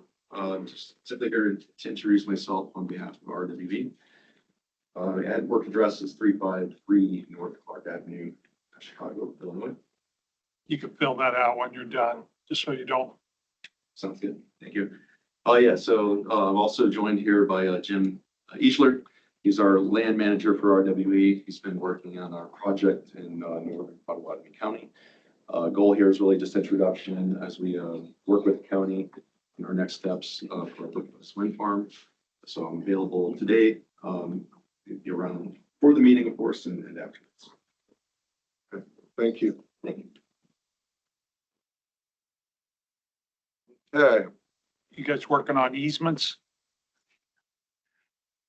Yes, easements for our own collection systems. When it comes to county easements, we're not quite there. It'd be more of a process. Go forward with permitting. okay, they'll be around, I'm sure. Okay. Okay, do you get this put down to 20, 30 minutes there, Maria? We can do that. Okay, who's starting this one? I'm gonna kick it off and just give a wrap up of the month that we had on the proclamation for substance abuse. And we did, for public health, we did 11 different posts on social media out there that had reached 5,420 people. 88 of those interacted with that. We did our Narcan training. It had 15 people attend for that, and it was taught by the Council Bluffs Fire Department. They gave kind of an update of what they're seeing locally with trends here. It was a really great class that turned out, I think everybody took something away from it on that. For statewide, on October 25th, they did the Drug Take Back Day. There was 59 sites in the state that brought in 229,000 pounds of medications that were returned back. So overall, I'd say that that was a very successful month. And 229,000, almost 230,000 pounds of medications brought back. Down to the Walgreens? Our site was at the Walgreens, yes. Your site was? A Council Bluffs site, yeah, that Walgreens. They weren't there really that long. I don't think they usually are. It's usually like a 4-hour Right. kind of run through, get the cars processed through there. But so all throughout the month, we have been working on putting together a plan for the opioid funding into, finishing out this year and moving into next year. And so today we really wanted to come here and present what our ideas are for that, some potential for partnerships that we have, and how that would help us navigate, all the regulations that are with opioid funds, but also improve the health of the community while we're doing that out there. Our first opportunity that we have for you that was sent to you in your packet is our partnership with Methodist Jenny Edmondson Foundation. And this is, and as I kind of talk through these, you'll hear some of these that we talked to you about that are requests. And then other pieces of it are just adjustments to help align our department with the changing trends in the county and nationally that we need to go through. So in your packet, I had a staff report for you on a high-risk community health coach position funding. And this position would work through the Jenny Edmondson Foundation as a part of their team in partnership with us. They're helping with navigate to the people who are experiencing kind of the highest risk of this, and that'd be our homeless populations that are out there. And they work with the Caring for Our Communities team and to make contact and help refer those homeless people into treatments centers that are out there, and also be reporting data back to us through there. And I'll kind of let Maria and Tara talk a little bit more about this as well. But Tara, I think you're the best person to take over on this. Currently, as you look at the data outputs that we can help provide, is we have one system that anybody that's in the community, Caring for Our Communities platform, it's called Unite Us. And part of the goal is to get more people outside of just the handful of groups that are doing that. So With this position, as we know, capacity is often an issue. We have a lot of folks who are out on the ground between the first responder, community health coach. We've just turned a social work position at the hospital in our behavioral health unit into a community health coach that would work it alongside this individual. So the goal is to get down to a name level data. So that way, as we're working past just putting supports in place, we can start to look at outcomes. Is the work that we're doing with each individual person on an individual basis working? If not, where do we bring in other partners and teams? Because we recognize this is a community issue, and we have a lot of great organizations within the community that are working together. And so the high-risk community health coach would specifically work with individuals who are suffering from opioid abuse, which would align with the resource for the funds. And then we would work alongside Maria and Matt and their team to make sure that whatever is needed to be required can also be added to the requirements that we do today. As I mentioned, we work as a collaborative of a community. We already have in place what we call the homeless outreach team. And they meet every other week, and there's about 7 agencies that sit around the table. And what they do is we have a list of all of our homeless individuals that are identified. I'm sure we don't have anybody, but we've probably got about 90% on that list. And then they take those 10 to 15 at a time. So that way, instead of a shotgun approach trying to help all of our homeless population, we can really get down to, again, moving those individuals through the process. So I don't know if you have any questions about that. We're just gathering data, and we'll get that out as far as outcomes. Some high level is out of the 40 that they've worked with in the last 8 months, we've got 8 of them that are continue to be stabilized in housing and in services. So obviously we have a ways to go. And sometimes, as you know, with folks in the community, people just aren't ready for treatment. And so we continue to walk alongside and work with those, but then at some point we do shift so that we can kind of move through that list and make sure that we're working collectively. There's just not enough individuals in the work. And so we all know that many of them, while meth is a big piece of this, so much of the meth we're finding in a lot of our testing at the hospitals, people come in, it's laced with fentanyl. So I think it's great timing. It's a great partnership. We actually worked a couple of years ago before COVID with Matt and Maria and their team to really establish some of the format around our first community health coach. So I think not only do we have a great system this person would be walking into, the systems are in place, we also have a great working partnership as we continue to ebb and flow. Look forward to working alongside public health to really make sure that we're meeting not only the needs of today, but as things kind of ebb and flow through evaluation, how do we keep growing, strengthening this? So to give you an example of this team too, just so because of the election that is currently happening, everybody you kind of think of this homeless issue and you think of Council Bluffs because of what we've seen. I recently reached out to this team because we had out by Shelby, we had been contacted by the city of Shelby. Their volunteer fire was getting called to a property for a number of times for individuals who were living in campers who were falling down, couldn't get back up. And what we discovered was that there was a gentleman out there who started a campground on his property who are for near homeless people.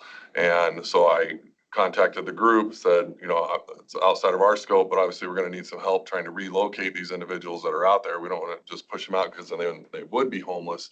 So the team came together, formed a plan, went to the property, are helping us navigate that situation that we have out there.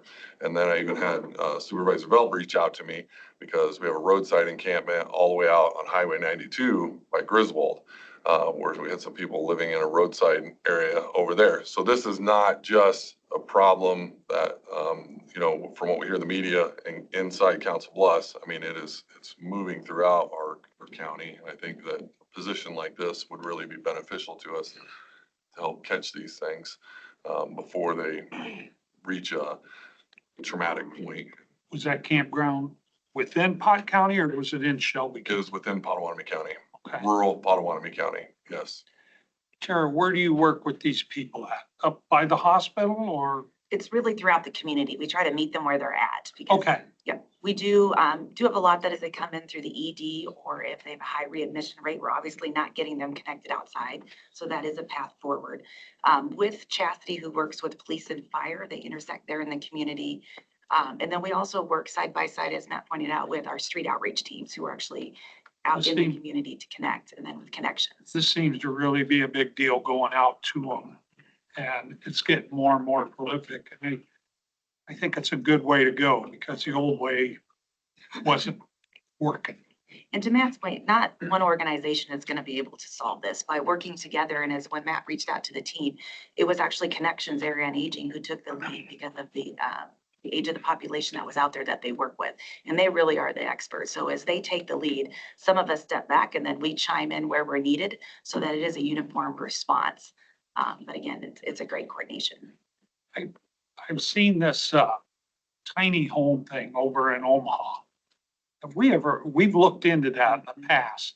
Yes. We had someone come forward and they got convoluted, but We are actually meeting with Sienna Francis House just to go in and understand, because again, the great part is we don't have to figure it out on our own.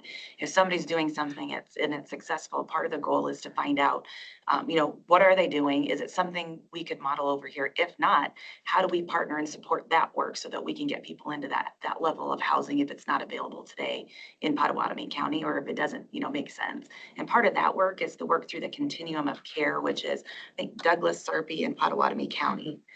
We don't know, I see a lot of those dollars coming over, but there's a group of us that are working alongside them to make sure that we are getting access to when those are you going dollars. to look at them? I will double check. I know Rachel's setting that up. We're hoping in the next two weeks. But I can certainly reach out if you'd like to come along. Absolutely. Yeah. I'm really interested in that. I They've mean, been- if we can change what we're doing with the homeless population, Yeah. because again, what's been happening ain't working.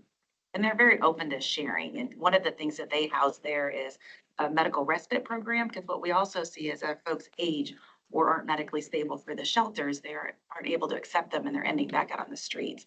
And so we've been working with them to level up the care at the medical respite, which is actually something that our partners across the street at CHI help run. And so we're trying to strengthen that. So it's kind of a combination of looking at their homes, looking at medical respite. Are there things that we can do as a team, whether it's home health or bring that in just to help stabilize that? Because again, it doesn't all have to happen over here, but where can we share those resources and continue to partner for the best of the community? And I believe the medical respite piece of that started somewhere in 2020, 2021 as a pilot. We were a part of that pilot team that met and got the medical respite piece kicked up and going. So, but I do think, so this ask is for $100,000 to help support this employee.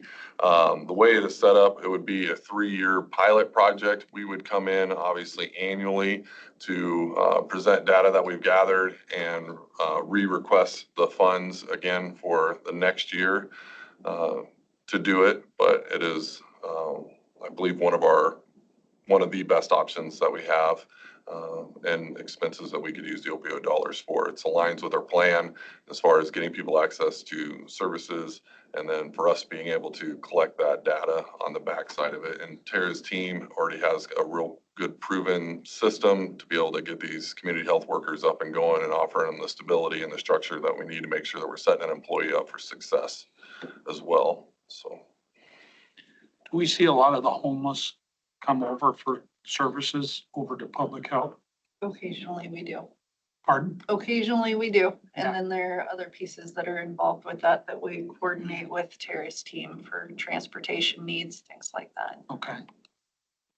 How do we, or is there Tara out there?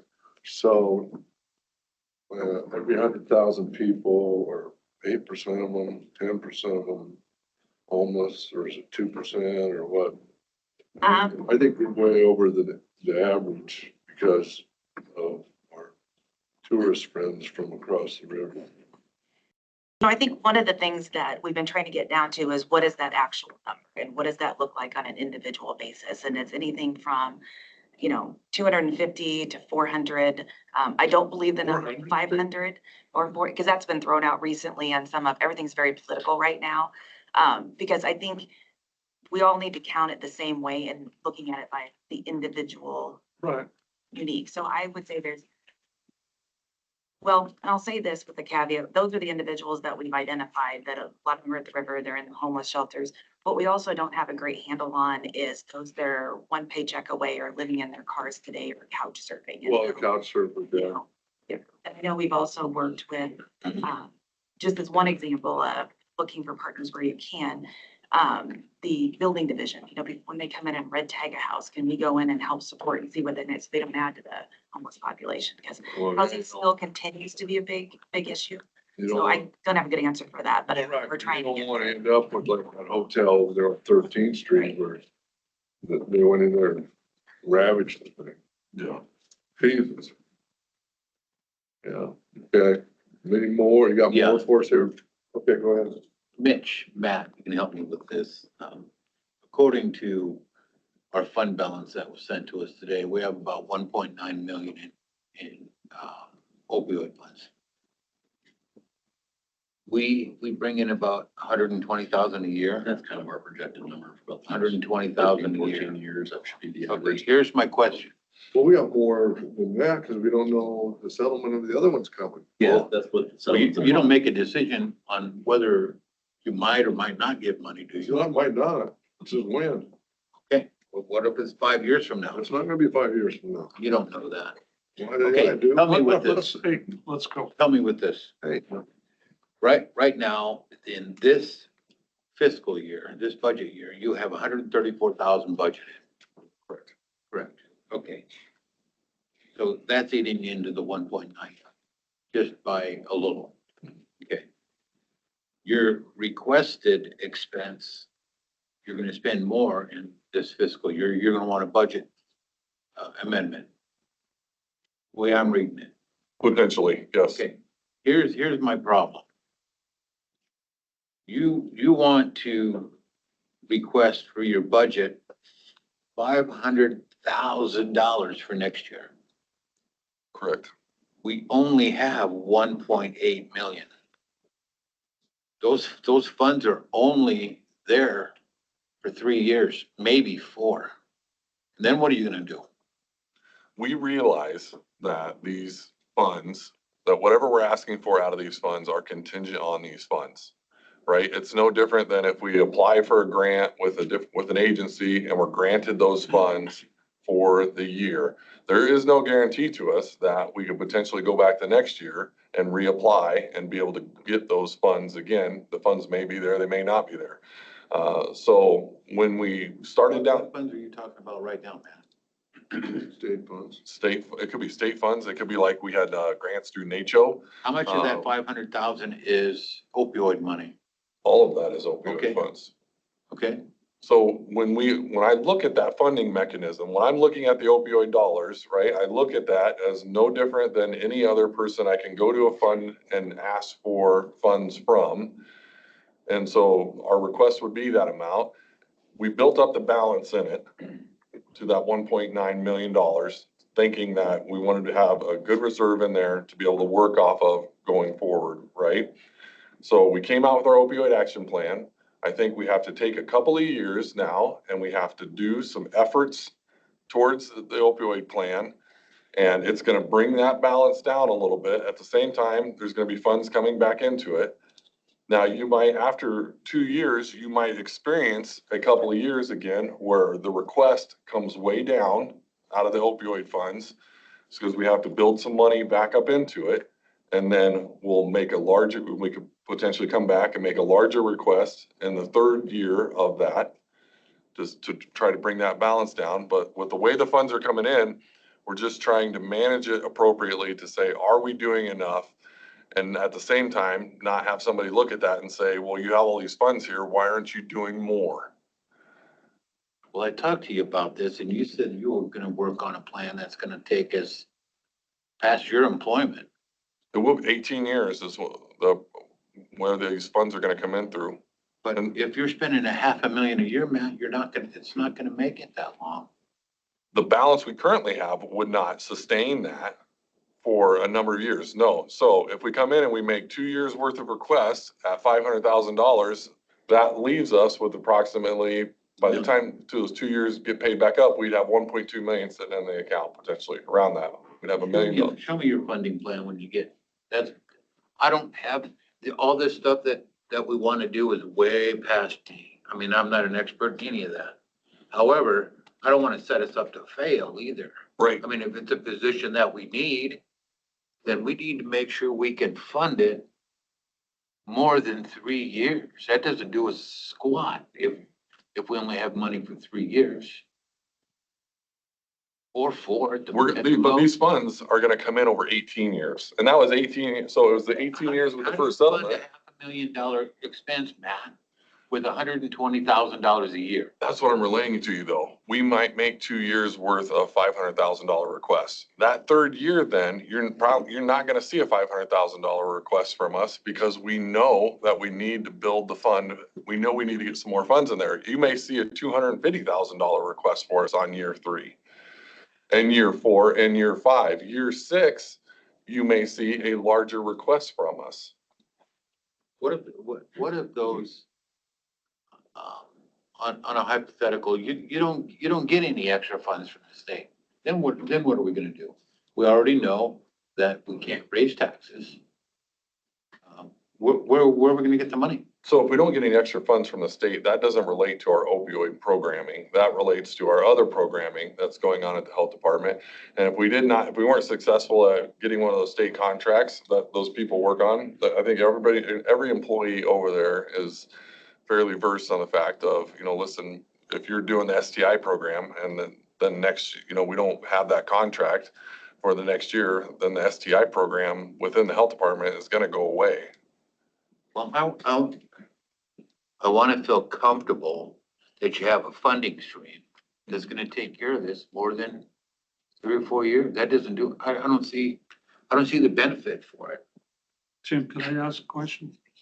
Excuse me. Yeah, you bring people on for this with that funding? Mhm. And then when it goes lower, do we let those people go? Yes. Is that a good plan? That is the world that these people work in. Money.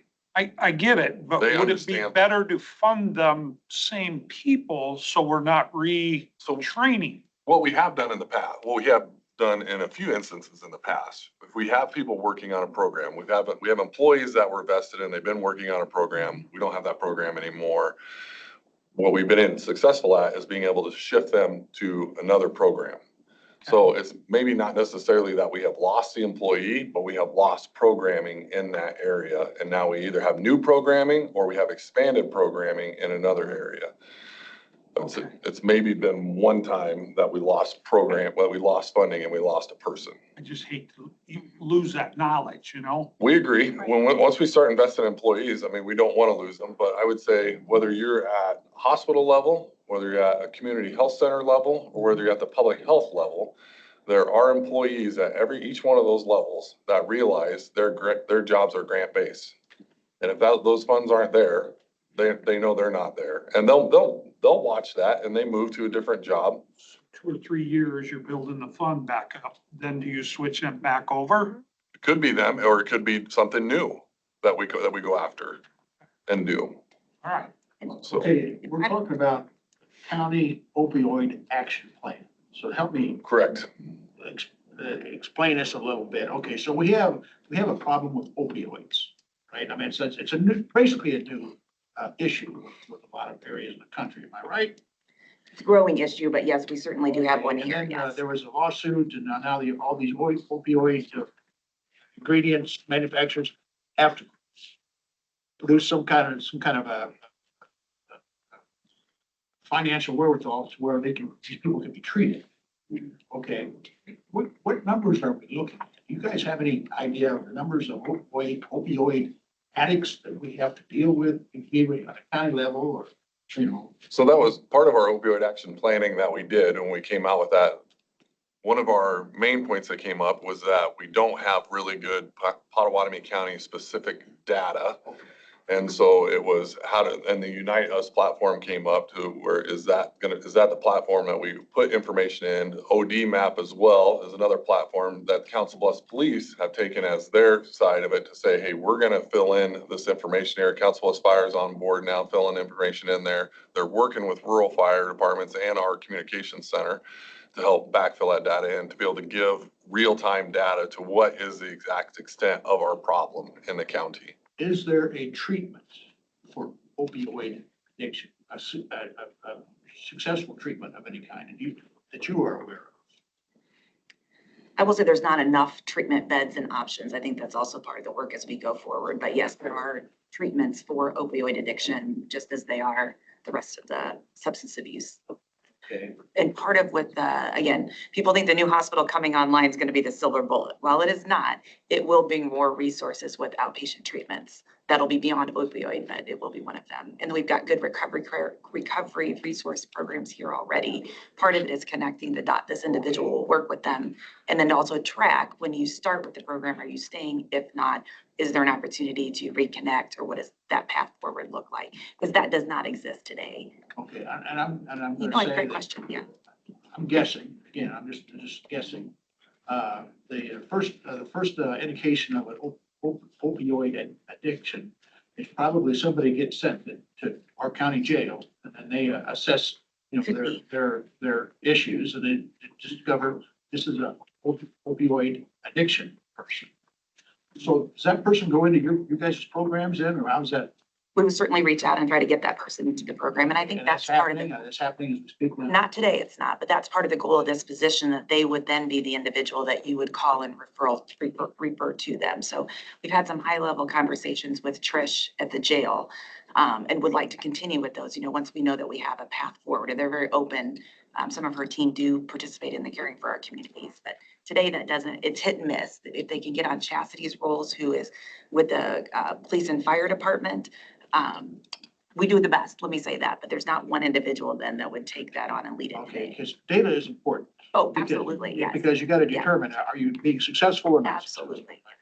And I think one of the things that we've been able to show, we're just finalizing the data, so I didn't bring it here today because we're waiting for some more EMS, is we can show over the last year that once the person intersects with a community health coach, would be a similar position to this, we have seen a drop in police and fire calls, because again, we can tie it back to the individual that we're working with and the amount of calls they had before to the amount of calls they had afterwards.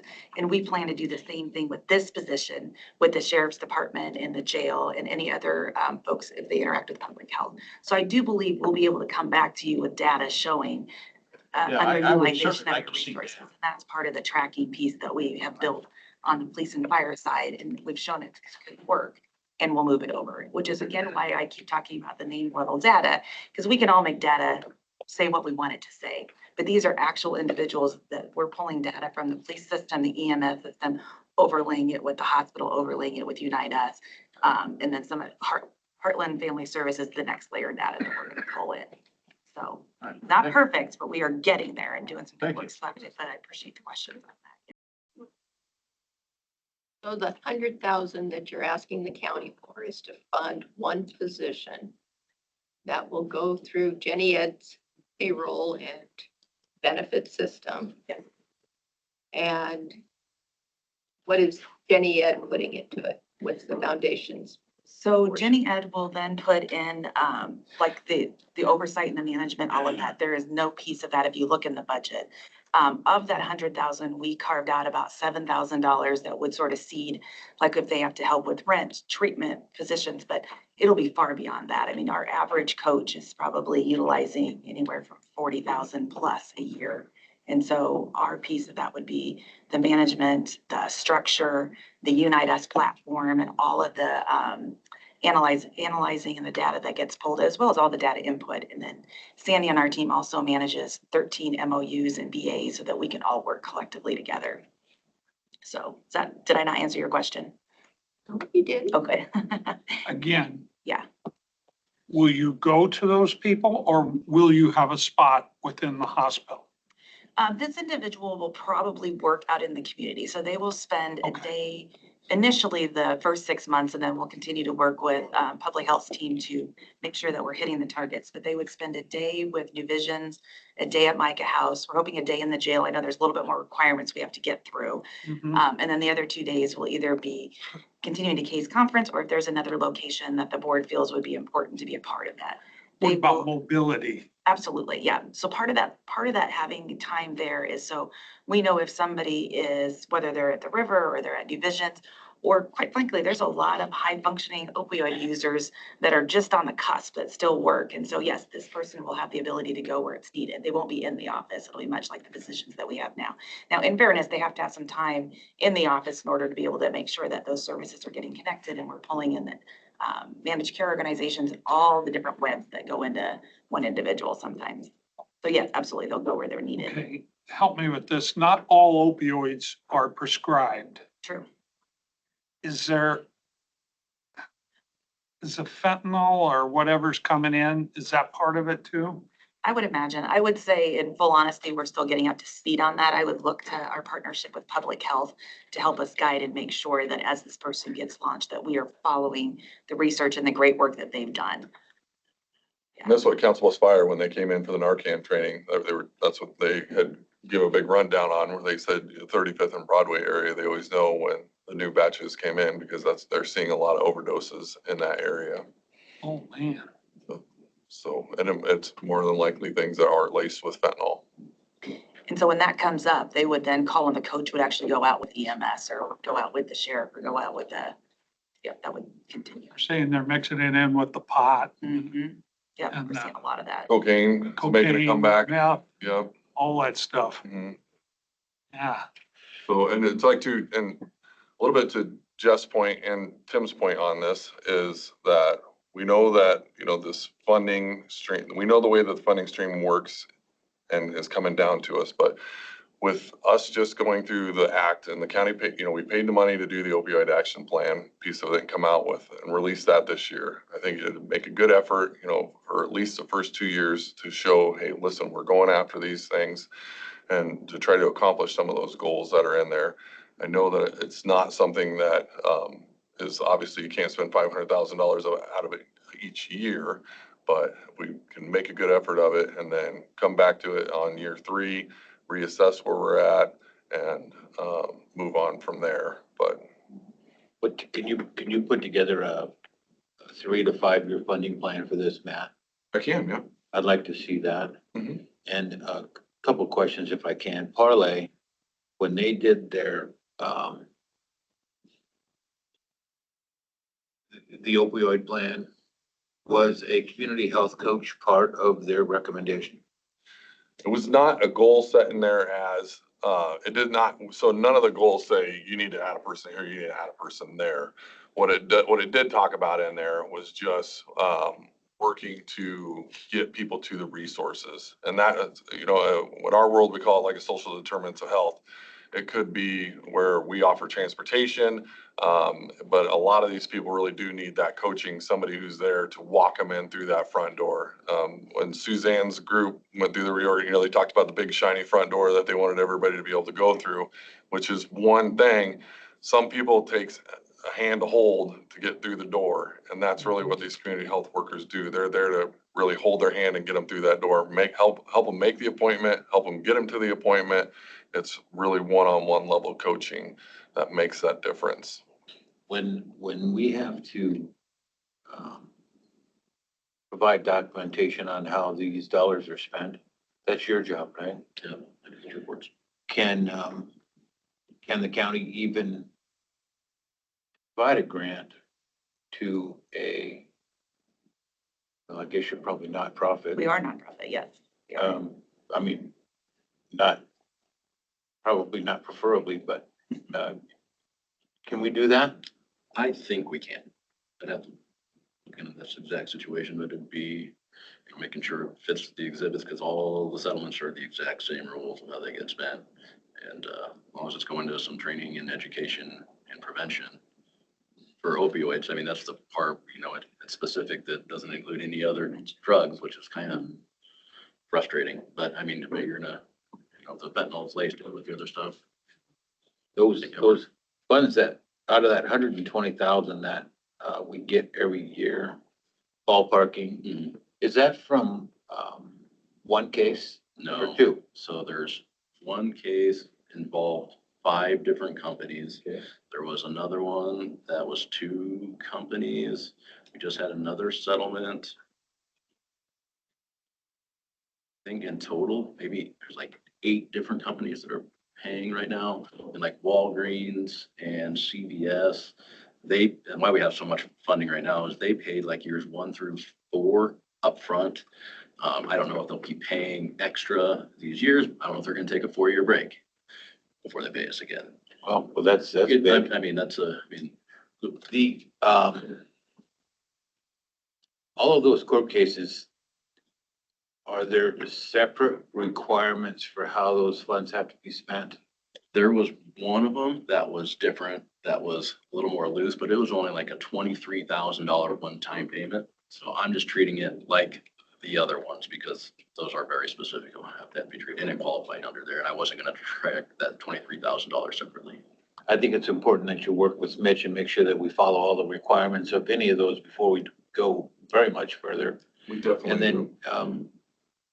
then, Tara. Yeah. When you talk about one community health coach, it's gonna go around to all these other, providers.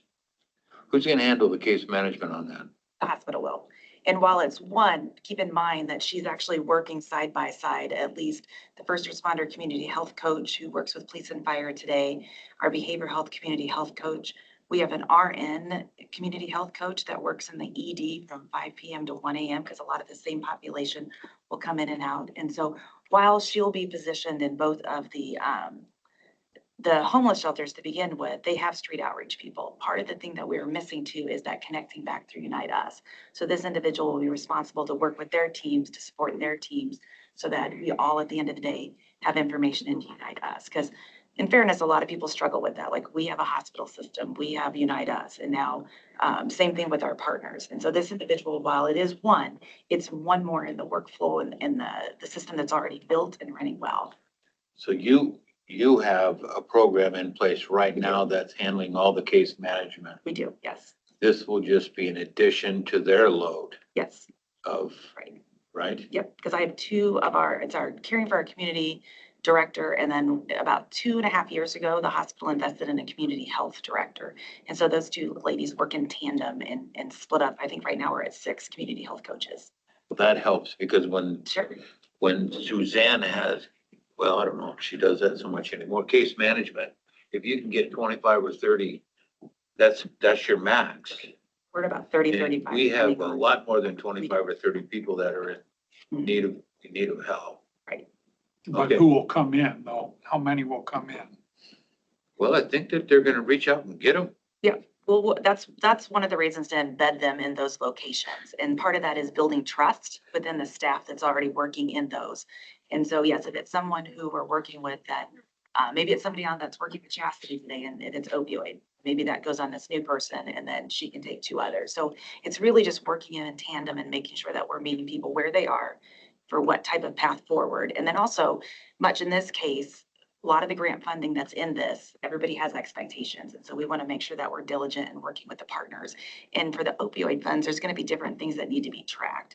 And so Sandy will take a look at that and work side by side their team. So that way, when we do come forward, that we have the data and the outcomes. And not only can we show, our team has really been trying to work behind, which we totally joke calling the widgets. And we can tell you how many transportations, how many vouchers, how many rent payments we've made. But if we're not actually helping that person get to stability, we're not making the impact that we want. And so over the last year, we've tried to put some documentation pieces in place that we can start to show that.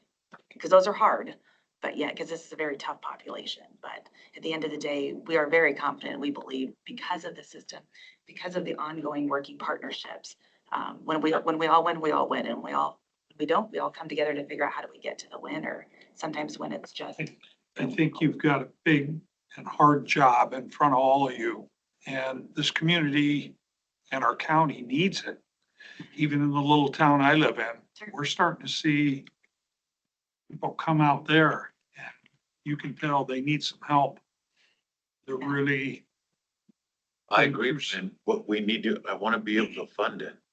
I agree, and I'm looking forward to seeing your plan. And then, Tara, last question for you. Yeah. So, you have salary and benefits for this person of 82. So that I'm gonna ballpark $55,000-$60,000 a year salary. Right. So if you give them a 5% raise, are you picking up that 3? Well, I would love to say we give 5%, but the hospital barely gets to 3. So we do often hear that the county has much better benefits than the hospital, but we do what we can. So. I don't have to. That was good. That was good. Again, we truly do appreciate it. We recognize you have a great responsibility in stewarding those dollars, and we're here to work alongside you and hope that we can not only be a part of that, but also come back and really show you the outcomes that that you'll be proud of and know we're making an impact together, because it is about the outcomes. I just don't want to do it for 3 years and then have to quit. We are gonna have such good outcomes. Tim, you're gonna be like, where else do I find this money? Is that a little strong? Other counties will start sending their people to us. Well, actually, we do have a first responder community health coach in Mills County. So the goal is then to work with, if there are counties that will work with them, that the same role in their position. Ben's been on Mills County about 3 As we months. go. So a few more things on this to talk to you about.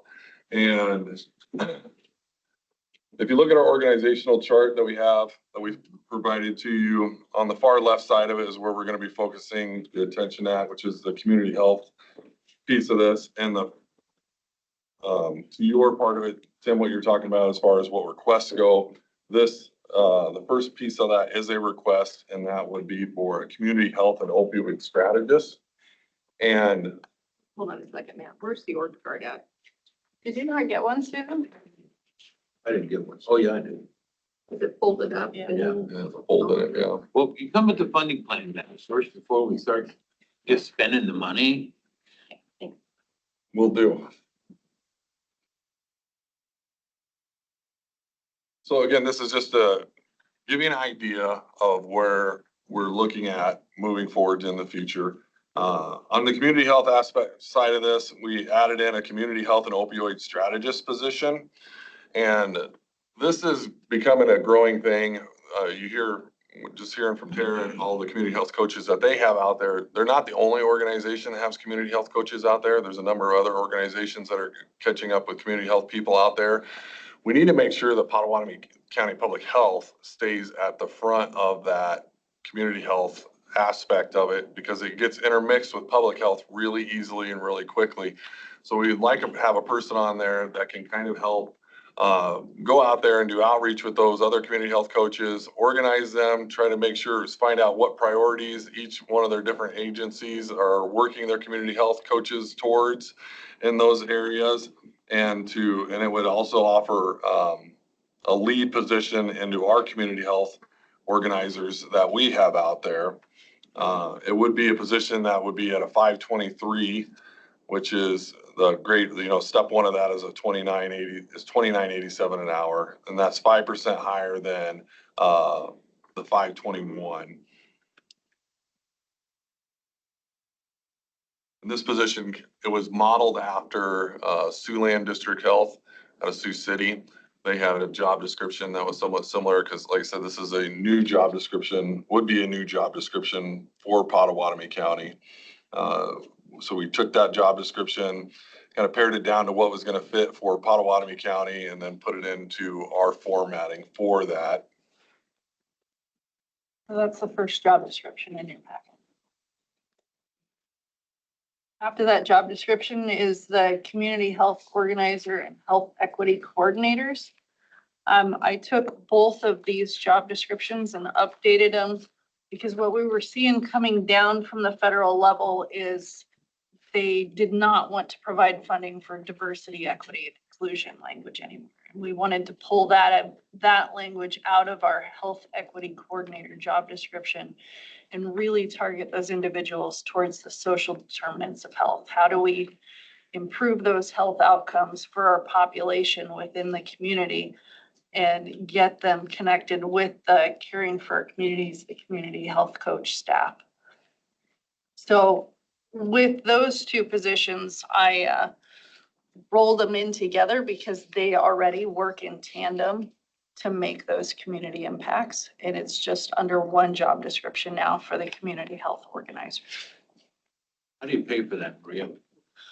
Those are paid for out of grant funding. That doesn't change their pay rates or grade. It won't change their pay rates or grades or anything. It's just strictly an alignment to help us for when we go for those federal dollars, that we don't get tagged on any review for the DEI language being in there. And it's still two positions within the health department. They're just under one job title now. Did Jasmine get an opportunity to go through those? I have sent them to Jasmine. Pardon? Briefly. Briefly, yeah. Hello. What was the answer? She said briefly, yes. Okay. I've seen them briefly, yes. So if there's further recommendations for change, I can make those before I bring them to you during the board meeting for discussion. So after the community health organizer is the health educator position that's in your packet. This one did not change on any of the activities for the position. It just put it in alignment with our org chart under the community health and opioid strategist. It was previously under the epidemiologist. We moved it over to the community health section to just have a more streamlined outreach approach and work with the community. How do you pay for that position, Maria? Actually, if you look on your budget that you've been given, the funding request for this position is gone from the opioid funds because I secured another $60,000 in grant funding to cover that at 100%. Did you put together this org chart, Maria? Or did Jordan do it? Actually, Logan did. Logan did. Logan did? Yeah. Do you think you could ask him to put an asterisk or a check mark or something by all of these positions That are grant funded? that are paid for by tax dollars? That would minimize the number of boxes he would have to check, right? It would, Be a yeah. very short It would be list. very short. Okay, well, no, I mean, that's important. Yeah. I, We could put an asterisk by our tax asking. yeah. Mhm. You know, we're getting ready for our next year's budget. Yep. That's important. Jordan, where are you at on here? I'm under epidemiology. Infection prevention. Two hats. After, in your packet, after the health educator is the epidemiologist, this was just updated to take the health educator out from underneath. Is, The Who's that? epidemiologist, Candy. is she back yet? She is not back yet, but she did come in and we got to meet Henry. That is awesome. Yeah. She just had a child, in case you didn't know. Ottawa County is growing. That's right. Yeah, now what we do is find a childcare spot for county employees. And would it be that tough, Maria? Oh, right here. I know the majority of your team, put their names on here, or you don't want to? We have an additional one with that already. Yeah. This was just to show you how we were adjusting the org chart. So when, We do have one with names and start dates, yeah, and the board has that. Then you'll make a check by the ones that we pay for. Right. yes. You're awesome. And after the epidemiologist should be the clerk 2 position. The clerk 2 is a request, not an alignment, and you'll see that on the budget that you have. It is an existing job description with public health. It's something that I just put it on the current job description format that we have. But this position is on the opioid settlement funding request because with the programs and services that we provide, we see those people come into public health. And this would be the first person that they talk to or the first person that they see, and they're able to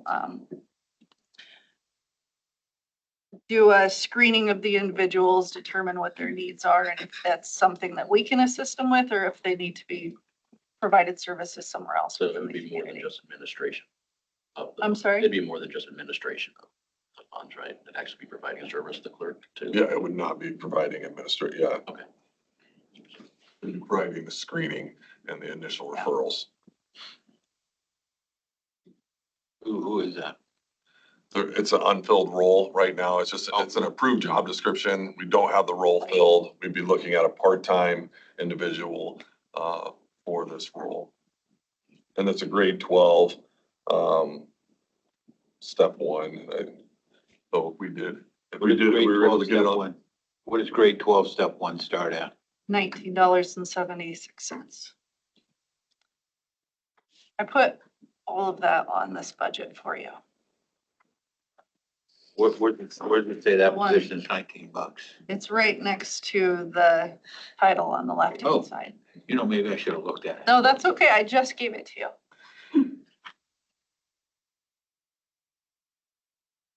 So then after the clerk 2 is the office tech 2. There's no change in this job description. It is on the new format. And it is a 520, so it just clarifies that the clerk 2 is underneath this position. In our org chart, it was already underneath the office tech 2. The clerk 2 was, but I wanted to put it on the job description itself since we had the new format. And then the pay grade for that is already 5% higher than the clerk. So no change, there'll be no change there. It's just an alignment piece. So on this, on the budget forms that you're handed there, the ones that are in those two boxes that are in lavender, if you look across on the left-hand side, that is Stage Care's dashboard platform and an API integration software for OD map. Now, Stage Care's is a national level program. We've done a demo with them. And they offer a dashboard style thing to be able to track your progress on opioids. They also offer pre-vetted programming that you counties or cities or whatever can pay for, can start those programming up. They've already been vetted. You know that you're covered under the opioid care dollars. And they have some experts that are behind that part of it too, right? Overall, I was very impressed by the Stage Cares program. So I figured it was a subscription-based piece of it. It is subscription-based. Their subscription price right now just seems a little high to me. It just came out that NACO is now working in conjunction with Stage Cares a bit. And I'm hoping that the work with NACO is going to drive down those costs. So we put those in lavender because we don't foresee them being expended this year.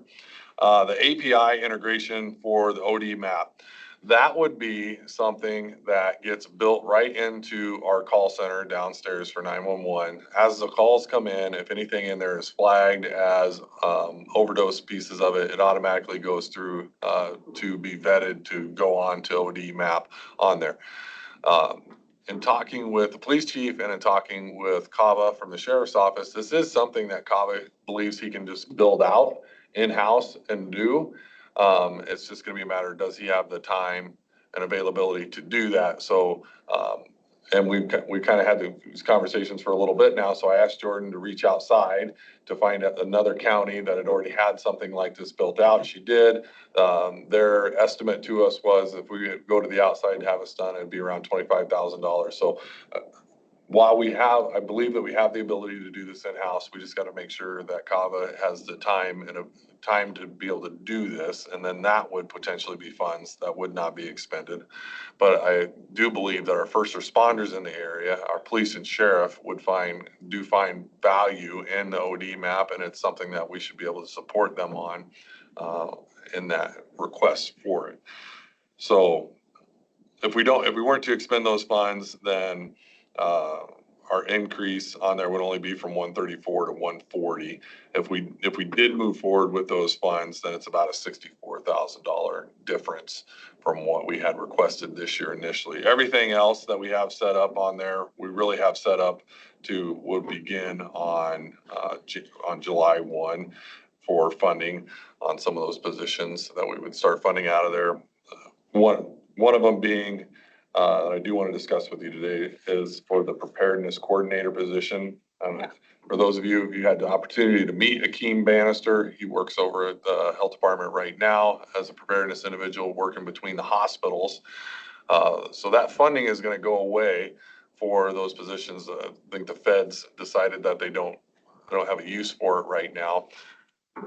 Locally, I feel as though it is a very important position that we do have a use for. We have a person who is coordinating between our area hospitals, who's helping keep those hospitals talking, who's helping drive whatever efforts go between the two of them. I think that it would be imperative to us to keep this going on with them, and we switch it over to an opioid focused role. Both hospitals are they came down to our opioid action plan study sessions. They both talked about the different things that they're doing. I think this would help keep some similarities between the health systems on what they're doing for opioid actions and how their internal trackings. I don't believe their internal trackings are something that we would ever see, but this person could help make sure that there is some alignment in those areas and keeping them going. So, and that would be a July 1st transition for piece of the funding. But I think it's important to our community on there. Would that be over and above the 100 or? No, that part of it is $98,034. It's the third line down. Yeah, third line down in your budget. Yeah, I seen that. So that's salary and benefits, Matt. Yes. That's if you can find the funding for that. Yeah, that's if we can fund it through the opioid program. Yep. And then again, on those, when you come down, the stage cares was an ongoing cost of that 67,000. So I know while you're looking at this right now, Tim, thinking, well, that's $512,000 a year. Depending upon what happens with that stage cares, it would really be 445. Take that out. Matt, I'm in favor of whatever you guys want to do to help. Well, it's good to hear. I just want to be able to fund it, that's all. Yeah, and we do too. More than just a trial period and you get people started and then you run out of money and you just say goodbye, see you later, because we can't raise taxes. And that's why we did this under a study session. We wanted to come present to you what we've developed up over the last month. And we knew it wasn't something that we could just throw on the agenda and be like, try to approve this, try to approve that. We wanted to come have this open conversation with you all ahead of time to show you kind of what we saw during the month, where we were looking at, what aligns with the plan, and get feedback from you all before we decide, what goes forward, what doesn't go forward. And if you want to see a longer funding plan on that, we can certainly put something like that together. Look forward to seeing that. Yeah, I would. But we definitely, we do, every time something opioids comes up, just know that my first phone call is to Mitch. He's the Larry to my Daryl. So I call him just to make sure that we're heading in the right direction, that we both see the same thing as far as what's on the appendix, and that it does align, and that we would be in agreement with that, because we don't want to be in a position where we have reporting problems. And then if this thing moves forward, you will work on some kind of a contract with the Jenny Edmondson Foundation or hospital or whatever. Yeah, we've done it under an MOU in the past, and we could just work through the county attorney's office that they would be comfortable doing that again, or. So Matt, this opioid addiction plan here, I mean, you say there's 18 years worth of action that could happen? Not from the plan. That's the funding aspect of this. They have over 18 years to pay the county those lawsuit funds. Okay, and I'm guessing that they're all looking for data, information, and then evaluate what's successful. I'm just guessing. That's kind of where we're hitting a little bit of concern to think that, well, if they saw that we had this much funds just sitting there in an account, would there be some sort of attempted clawback, like you're not utilizing the funds, so we want them back, or we're not reporting enough of an expenditure out of it right now. So was where we were kind of shaping our ideas of, how do we bring the balance down a bit, but still, I don't want to dry the account up. I just want to make sure we get it down to a level where we don't have to. You want to make them aware that we have an issue, we have a problem. Right, we are working to address it. Yeah, we have the plans and we're working to address it. Are there any questions on the job descriptions? The clerk, Yes, when was the last time you hired a clerk? we have had a clerk. It was Melissa Castro, and then we brought on the medical billing. Melissa Wyant, we brought on the medical billing piece, and the role really expanded for our needs. So she is an office tech too, and we need to fill the clerk position underneath it now. Can you get somebody hired for $19 an hour? But that is the starting wage for the clerk position. Part-time, yes, I feel like we can. We haven't had a problem with it in the past in the planning department and other clerk positions around the county, I think. That would be funded out of your plan for the opioid funds, right? Correct, it would come out of opioid dollars, yes, because they're gonna be offering that initial screening and referral. And then we hope this position to start in January of this year. January of 2026. You're gonna put your budget plan together, get it back to the board, give us an actual sheet with, Check mark on it. I don't care how you do it. Make them red, make them black, make them yellow. I don't care. Just so we know what, these are the positions that are funded by the taxpayers. These are the ones that are grant funded. I appreciate you all working on this. Yeah, thanks I for hearing really us do. out. It's, you know, we've talked about it a long time, but now it's starting to come to fruition. Into the fun part. Any other questions? I haven't had a chance to review the job descriptions. Yeah, I want to spend more time doing that. absolutely. Well, and I think Jasmine's doing that too. Down on you, Jasmine. Yes. I know this is a plan in the works, Maria, because the budget that you presented in the packet to the board changed already. Well, I gave you my version, Tim. I gave the board a simplified version because I wanted to make sure that there I didn't know if it was going public on the website. So I just wanted to make sure that whatever was going public was public information.